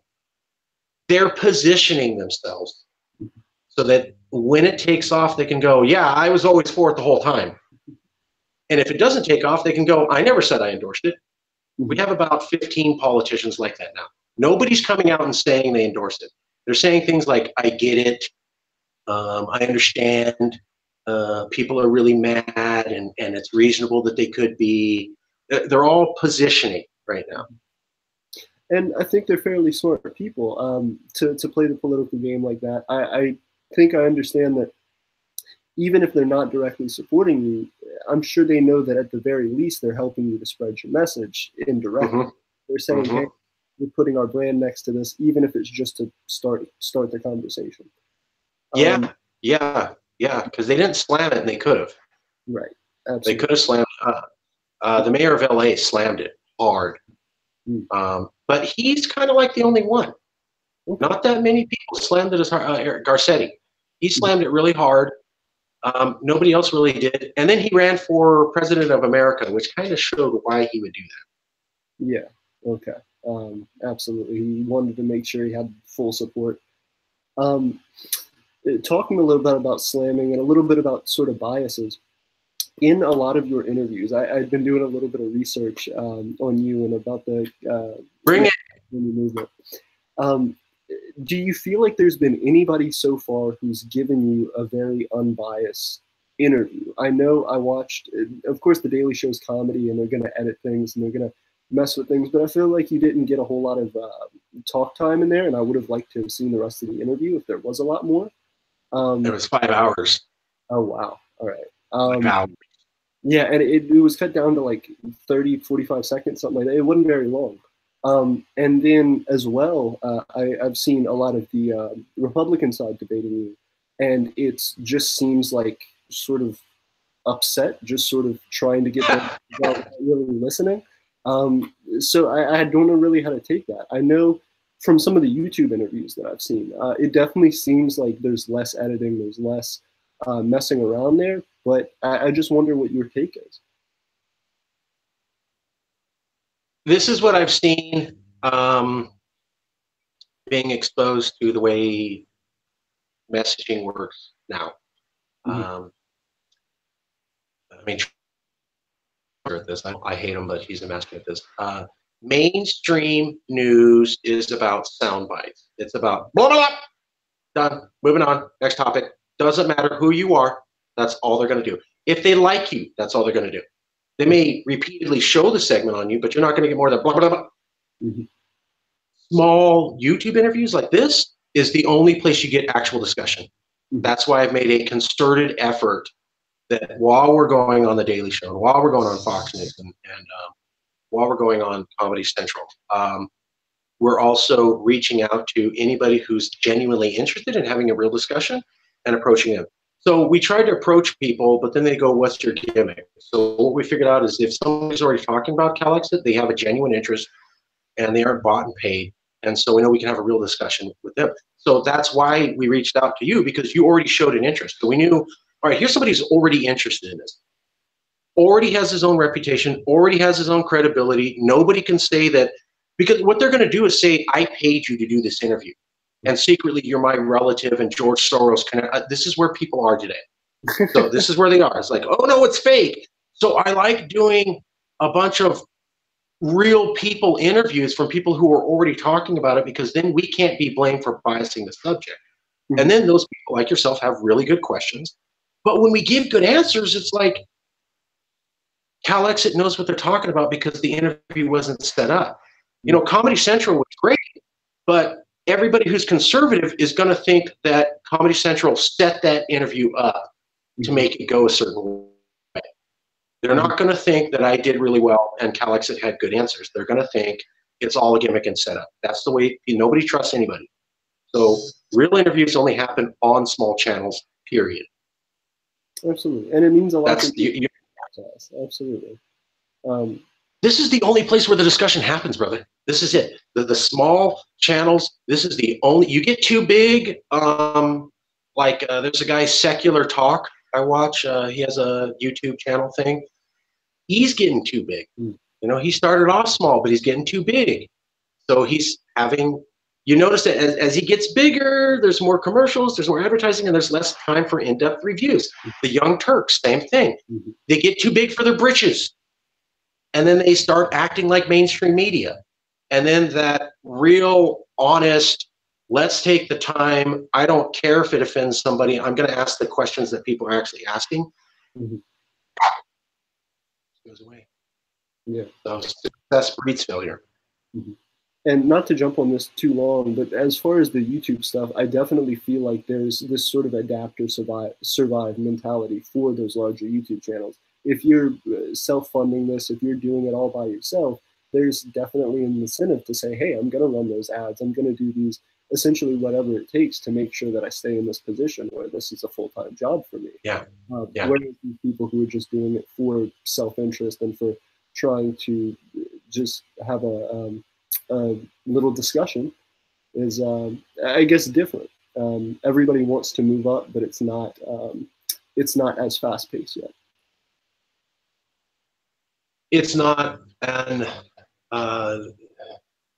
you want to be seen as successful, you start acting like the way the large corporations act. Everybody does it. We do it. That's why we have a very polished image. But at the same time, we made a concerted effort to make sure that we were giving in-depth answers based on real knowledge. And not everybody will do that. They'll say, well, people think I'm a big corporation, I'm getting the donors, so we're good. You know, we have to do surface level understanding. That's fine, because my view count's up and I have a lot of money in my Google account. But have you lost the quality? Have you lost the, in Rocky, you ever see the Rocky movies? Yes. There was one with Mr. T versus Rocky. And third, something like that. Yeah, Clubber Lang. And Rocky's fighter coach is going, look, Rocky, you're the best. You know, you have more experience and you're a better fighter. This guy's hungry. You should be scared for that. I find the smaller YouTube channels are hungry. They're real. They're honest. They are actually seeking some sort of Socratic dialogue. They want to understand the issue, and they're willing to do what it takes to get there. I find that people who are worried about, am I going to make enough money to keep the overhead going on my YouTube advertisers network, are not thinking about, am I following the discussion wherever it goes? They're thinking more about, is this monetizing? And I better not mess with anything that affects my AdSense. And you cannot have an in-depth conversation like that. I think that's definitely fair to say. As well, I know from my position, when I first did the talk on Cal Exit, it was honestly something fairly short, fairly quick, just because I hadn't put out a video in a while, and I was interested to see what people thought. It ended up, despite not having a lot of views, being one of the more viewed videos on my channel. And you guys, there you go, which meant a lot. But the place that I came from in the discussion, if you've seen the video full out, is essentially micronations have this idea of sort of pulling yourself up by your bootstraps. If you're doing something sincerely, there are a lot of micronations that are more fantasy than reality. The ones that do go for a more realistic approach are all about proving their idea, saying this is the way I would do it, this is how I would try to go about it, try to make something that can actually sustain people, can build businesses, do things like that for itself. So with that idea, I think the place that I came from originally in the argument is that micronations are trying to build this thing independently without necessarily having to cut out a piece for themselves, whereas secession movements are trying to define something that was previously a part of something else, taking something that has been one thing and now is going to be different versus something that's completely new off the map.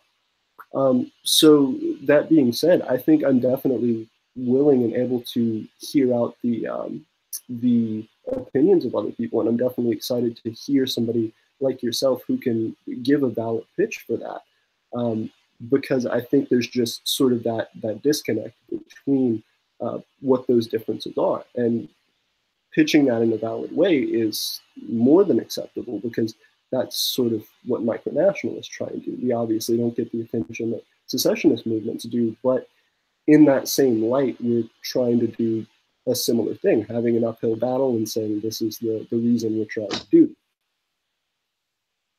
You just don't have Louis Marinelli. I know that when people hear, they think, oh, that's the Russian spy. He was here in California. He's not a spy. He's not a Russian. He was here in California for 5 years. He worked with me for 3 years. We stayed in cockroach-infested hotels, traveling up and down in California. Nobody cared. He ran for office. Nobody cared. But I understand what you're talking about. You know, I invented the idea. Well, Cal Exit, the idea of California being a nation goes way back. Many people have talked about it. It's not anyone's idea. But as far as a serious proposal on how California could survive and be a nation, now I came out with that book in 2011. I traveled to 40 cities. You go to YouTube and type in my name, you'll see discussions going back to 2012. Finally got a publisher, wrote to every single newspaper, finally got one article. I met Louis and he started saying, well, let's do this. Well, that's kind of silly, man. Yeah, but it'll get attention. Let's have this graphic. That's not exactly who we are. He goes, yeah, but it looks like this other graphic. Let's do this. That's not really activism. That's kind of a gimmick. He goes, yeah, but it'll get in the LA Times. This movement wouldn't have existed without Louis Marinelli. Not because he invented the idea of Cal Exit, not because he understood Cal Exit better than anybody else. There are many people who understood it. He knew marketing. You want micronations to be something people are talking about? You need a marketer. You need somebody who's going to say, I need you to jump up and down in a furry belt. Don't ask why, do it. Because that's going to get people to go, look at the micronation. And you know what? He was having me do stuff, and I'm like, why are we doing this? This is so dumb. And then it'd be in the exit of LA Times. I don't know how to do that. I'm the facts guy. I had the facts before. But it should also be a record that I was doing this for years before him, and I got one article. Worked with him for 6 months. We had 20.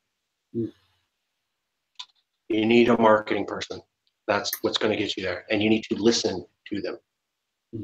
Is there the other anything guy. in particular that you can list that, like you were talking about, sounded like a silly idea at first, or that you really weren't on board with initially? Uh, Any funny stories? yeah. Um, uh, I'm trying to think now.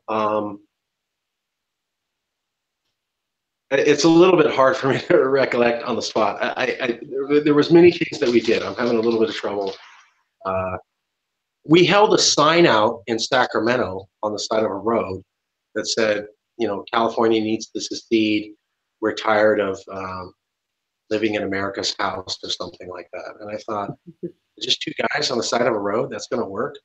And but we were there all day, and the intersection that Lewis picked was the one that goes right into the Capitol. So he had figured out that's the road that politicians would likely take in their limos. Even though they have their windows tinted up, they take one particular road because it's the closest one there. So while they may not be seeing us or interacting with us, or we didn't know if they saw it, the sign's right in front of them. So we spent like a couple $100 and got a really nice, professionally polished sign. It was about 3, 4 feet, and it just said, you know, California Independence Now. And we held that and stayed out in the sun, got sunburned. And I go, what's the point of this?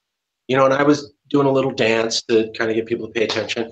Well, a couple of days later, Sacramento Bee had an article about CalExit because someone saw that, walked into the legislature building and goes, what the hell are these people doing? And then some reporter heard that and goes, oh, article. Lewis guessed that that would happen. I thought it was stupid, but then it got results. You know, the data and the facts comes from me, comes from other people. The marketing gimmick on what's going to grab eyeballs comes from him. We're here because of his marketing brain. So if you can find yourself a Louis Marinelli, you can get people to pay attention to you. You are the one that's going to have to sell the idea. All that person's going to do is get them to go, this dude right here. Absolutely. And do you feel like Louis Marinelli's influence is still in effect today? Is he still making those decisions and helping to move that forward? I fired him when I became president in July 4th, 2017. He's no longer an officer. He's no longer president. He can't say he's the leader, and he's not allowed to do interviews unless I expressly permit it. So he's kind of politically curtailed, if you will. That being said, he's a friend of mine, and I talk to him routinely, and I appreciate his advice on things that we could do. However, nothing happens unless I say that it's the case. When he was president, that was not the case. Like, it's just up to him, but he made the final call on what was going to happen. Now, I have to approve everything, and he can't do anything unless I say so. So he does have influence, and he is around. He is not in power. Okay.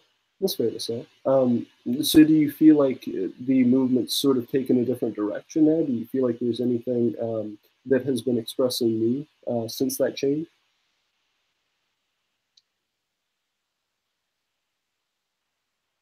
Yeah. I mean, when I took over, it was to do a few things. I didn't really have many problems with the way things were running before. There were certain things. Everything was fine until a month after Trump was elected. And then people started saying Russia rigged the election. And then they started saying, what's this guy doing from CalExit that's in Russia? And then I got Lewis on the phone and I'm like, dude, you got to come back to California. Nothing wrong, no harm, no foul, blah, blah, blah, blah, blah. But you can't be the leader of a movement and not be in California, especially not Russia and not now. He didn't want to do it. So I said, you're going to have to quit. You can't do this. This is an unsustainable PR net situation area that we're in. Not going to work. He didn't want to listen. So I quit. And that's in the news. People can verify that. I quit for a month. Then he called me back and he goes, basically, you know, if you come back, I'll do everything you ask. I said, all right, well, we're not doing any more Russian news. You're not doing interviews unless I approve them. You don't get to say you're leader. We're not fighting with the other 3 CalExit organizations anymore. And that was about it. There wasn't a whole lot that was different. There were a couple key things we did not agree on. I did not like infighting with the other groups. I did not think we should be printing news from Russia. I did not think that he should be saying he's the leader. I'm fine with him saying he's one of 8 leaders and 8 co-founders, because he is. He was there at the beginning. My problem with the news is they just act like he's the only one. Just like, get it right. You know, I criticize Lewis like I criticize the news. There was a couple people, just admit that. Yes, he was there. So other than a few technical administrative things, I don't think it's that different. Sure. Okay. Talking about sort of infighting with other Cal-Exit movements and sort of that idea, is there any sort of coalition or any sort of united front that you feel like secessionist movements, either all over the United States, all over California, or worldwide, could do to sort of strengthen that influence? Do you feel like that would be beneficial if all of these different movements came together to say, we just want the right to have this in open discussion and to be more well known about our individual causes? Absolutely, it'd be helpful. Mm-hmm. Giant boom. Because collectively, you'd be able to get certain messages out there, like, not everybody who wants to pursue secession has a cache of automatic rifles in their closet and, you know, a subscription to Conspiracy Magazine. Some of us are rational people. That would be a huge boom. The other one is if they said, you know, there's legal ways to do this. Mm-hmm. So there's a lot of things that could happen from coming together. Yes, California is working with El Movimiento de Baja Independencia, or the Baja Independence Movement. We already have an alliance with them, and we're working to the independence movement with a group out of Ecuador. And we've already talked to the Texas Nationalist Movement. And Lewis, when he was at that international conference in Russia that the news talks about, met people from Vermont and Hawaii and Connecticut and Texas and another state, which somehow the news never mentions. So we have contacts with other groups, and we believe that communication and a joint message would be very productive. And we pursue that. We'd like to do that. Absolutely. Is there anything that you feel like will be, or that potentially you could give us some sort of insight into the way that CalX is moving right now, that would be your next big PR thing, that would be your next big... That's a real good question.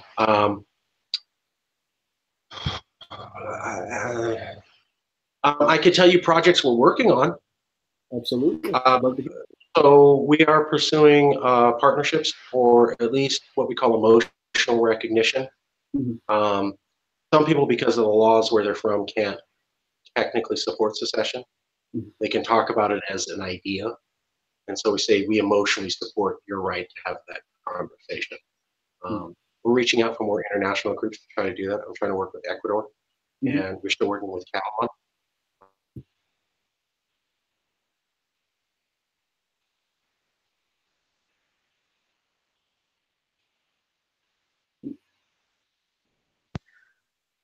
Hey, I'm sorry. I think things are cut out. I'm still waiting for your visuals to come back. I can hear you. Okay. Yeah. When the video comes back, like, can we do 5 more minutes and then call it? Is that cool? Are we getting close? Yeah. I didn't mean to keep you too long. I was just no. You asked and I said, and I'm a man of my word.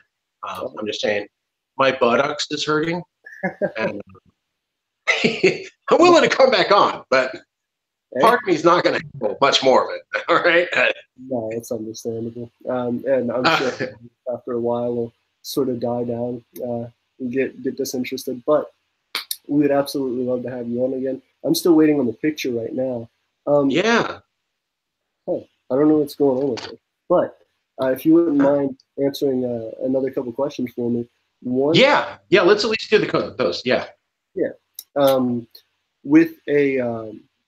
With sort of the movements that you're going for, with the new things that you're working with, the new alliances, everything like that, do you feel like you'll have a stronger internet presence, especially on YouTube? I saw that your YouTube page has sort of died down as of the last year. Do you feel like that's something you're trying to re-ramp? revamp? You know, we've spent most of our time on Twitter and Facebook, and it takes all of our time to just do a good job there. Absolutely. That has been, we have neglected other platforms, Mm-hmm. and that's cost us. Mm-hmm. At the same time, you know, we made a decision, limited resources. You know, Sure. we didn't want to do a half job on, I'd really like to get on Instagram, and I'd really like to get on YouTube. Of course, what we found is that it takes the same amount of attention and dedication as the Facebook and Twitter. You Mm-hmm. got to be on it every day. You have to be responding to people. You have to be saying something new and interesting. We just kind of ran out of labor, but I would absolutely like to move on to YouTube and Instagram. I'm working on some essays on Medium, which Mm-hmm. have a lot of maps and pictures in them, and we're hoping perhaps we can use those to create content that we can easily load on Instagram to give us more of a, you know, whatever.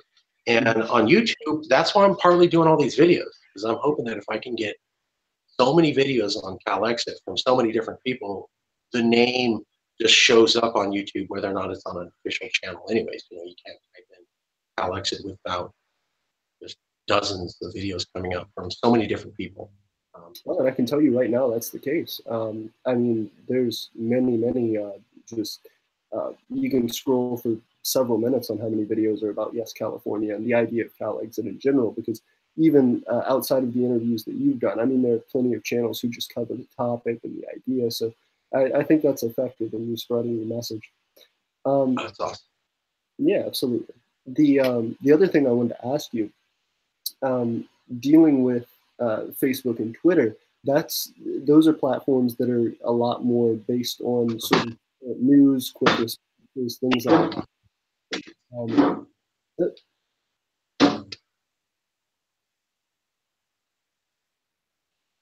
Marcus? Yeah, yeah. Can you hear me? Oh yeah, okay, I can. I still haven't gotten you a visual yet, so we're on a podcast right now. Okay, that's fine. Yeah, that's fine. So as far as those sort of more quick response forms of social media, do you feel like you guys do a lot of response to topics that come up in politics and things that relate to your message? Because I know that's what my channel does as often as we can, try to pick up things that are sort of trending topics, stuff like that, and reply to it with our own specific twist. We're forced to.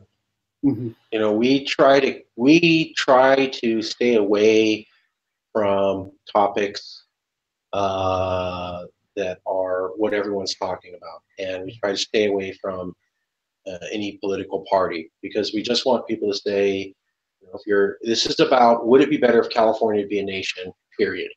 Mm-hmm. Big idea. And if you start going, well, how does it affect gun laws and how does it affect unions? Then it gets to be, well, if it's not pro-union, then I'm out. And if it's not this way that I want on guns, then I'm out. We're trying to not do that. We're trying to go, in general, would you think it overall would be better? Because we're trying to push back against the system that says, you know, single issues. At the same time, people watch TV. Mm-hmm. Something comes on TV, everyone's talking about it. You know, when there was the shooting in Florida, right?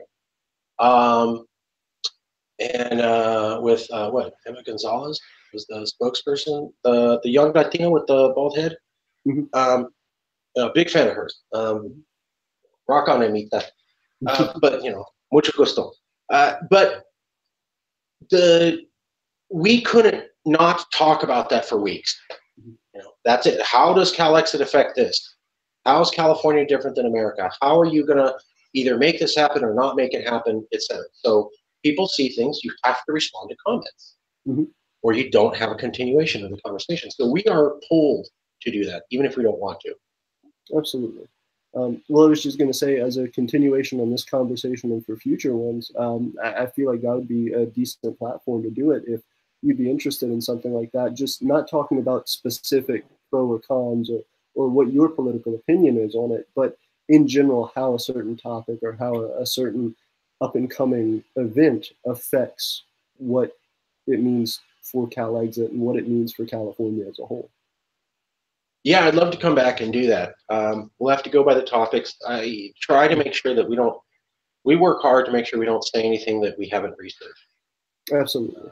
You get people on there and they're like, I think it's this and I think it's that, and they use logic, and then it turns out their logic is off. Mm-hmm. Have we actually done the research before we even talk about this? And that frankly takes some time. And that makes it where you're not able to really speak on a whole lot because everything's so detailed now. You know, very few issues have just a little bit of fact to go. A lot of this and that and different. So it takes a while. Like even undocumented immigration, I've stayed up on that as a hobby, and that is complex.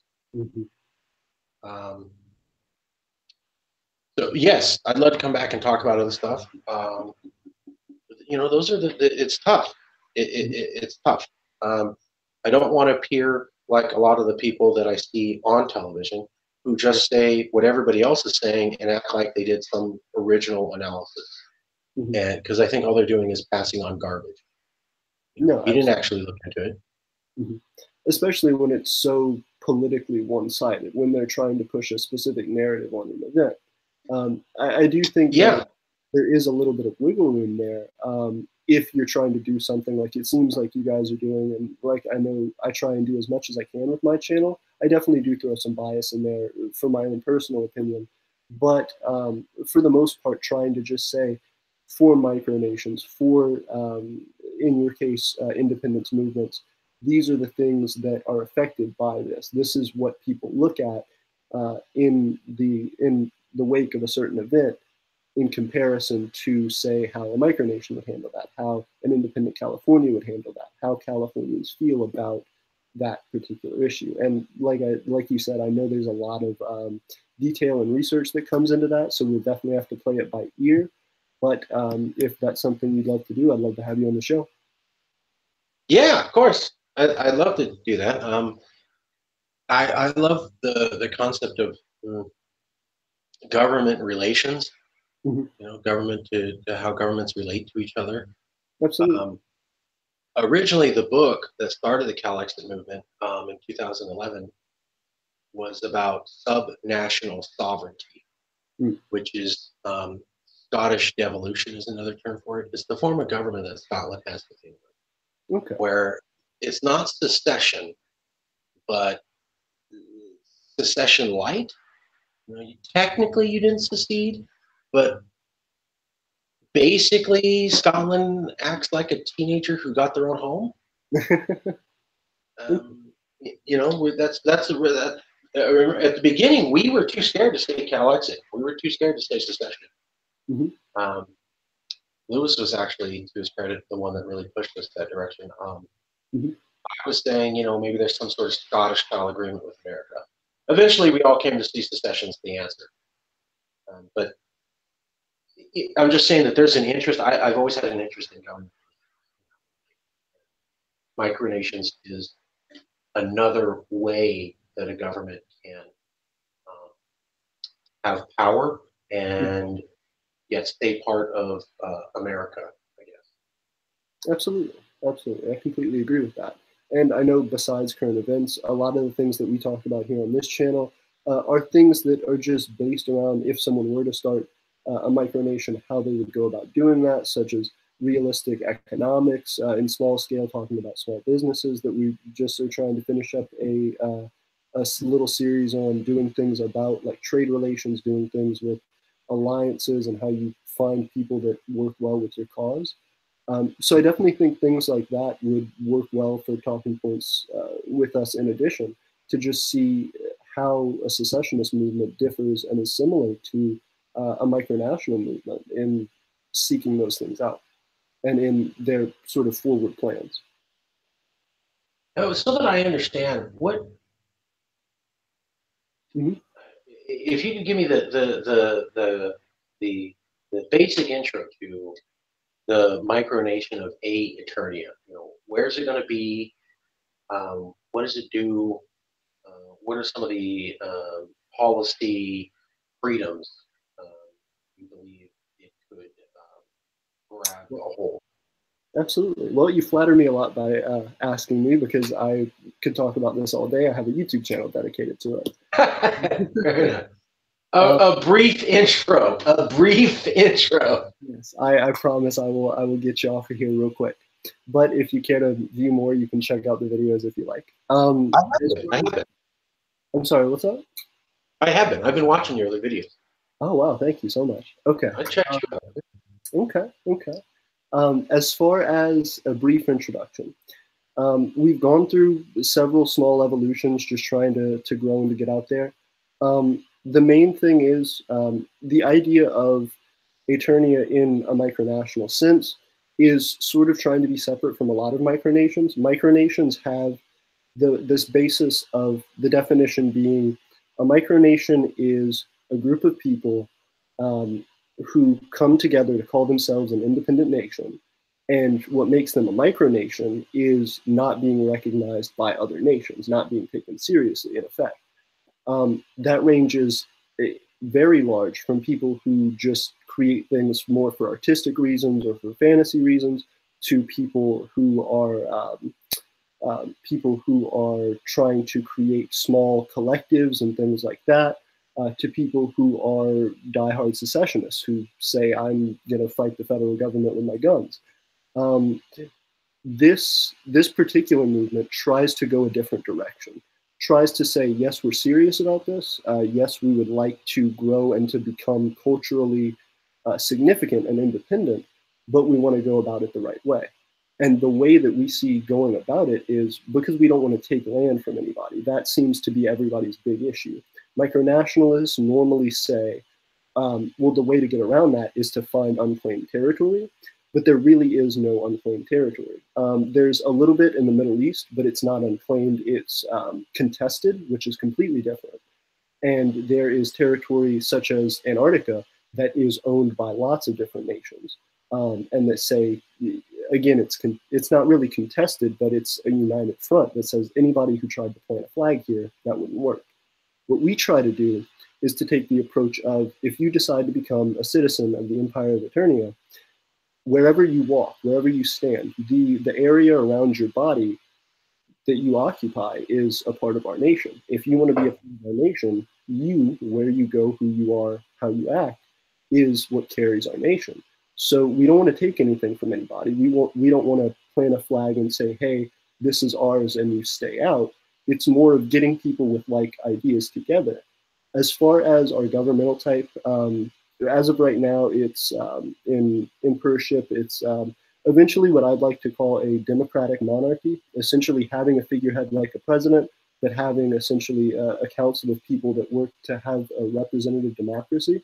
The reason it's not more democratic right now is because I'm really the only one making any policy decisions, any decisions on how we move forward, because it's just small. There hasn't really been any particular reason for me to have another policymaker or anything on board, because we don't have a grassroots movement yet. We don't have anybody on the ground out in the streets making those hard and fast decisions. Once we get there, it'll absolutely be a fully democratic process. But until then, it's just easier to be the personality in the face and to say, this is what I want, and this is what I hope people gravitate toward.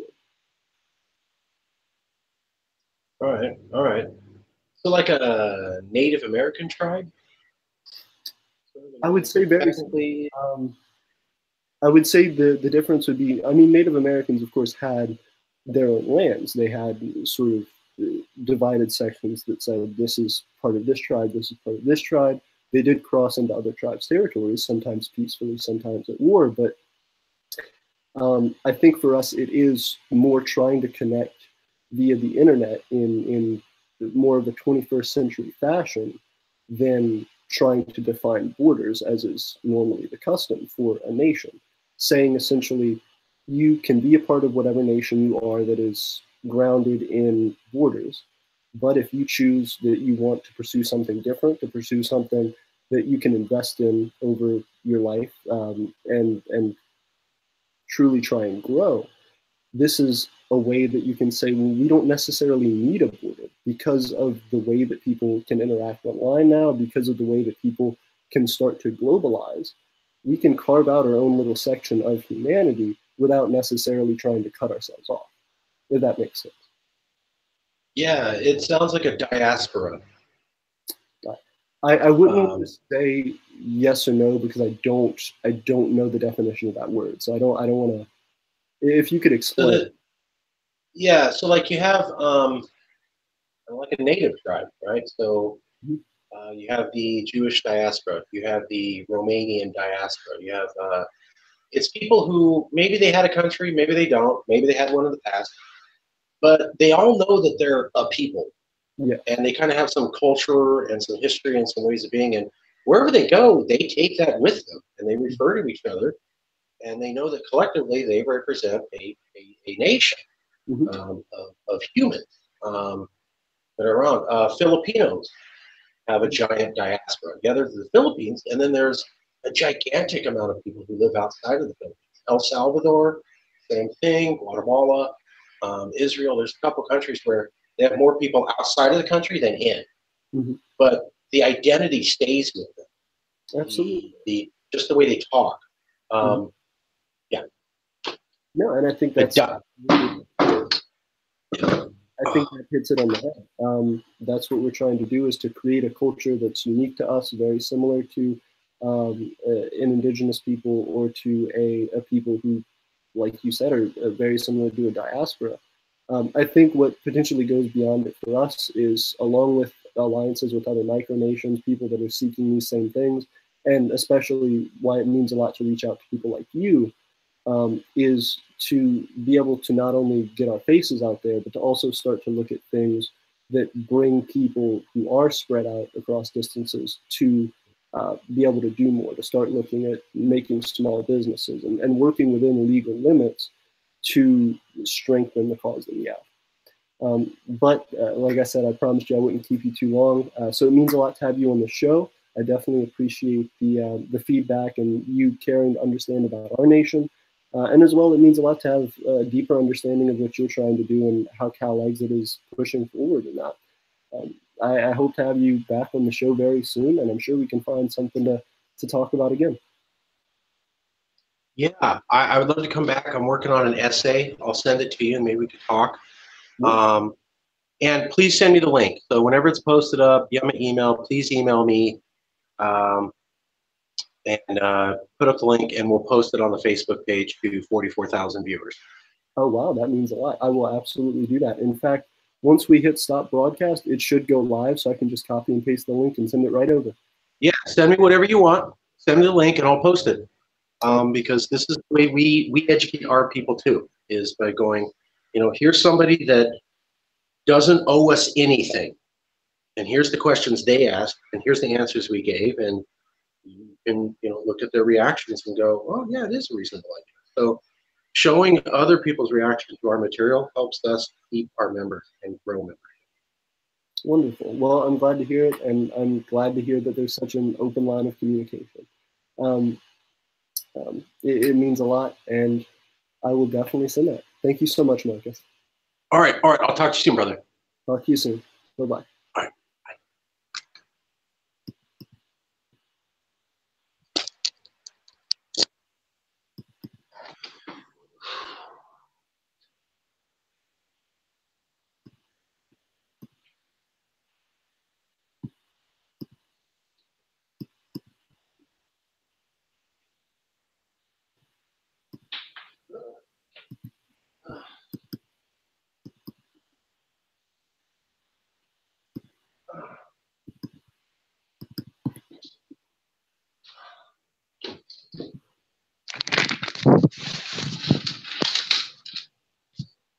Hey, Marcus.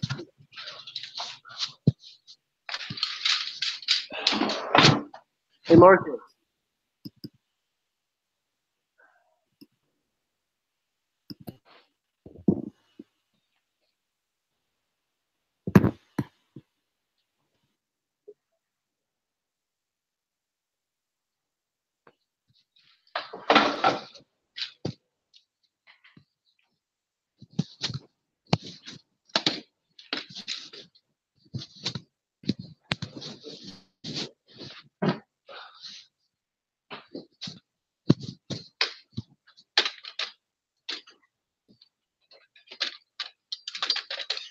Girl.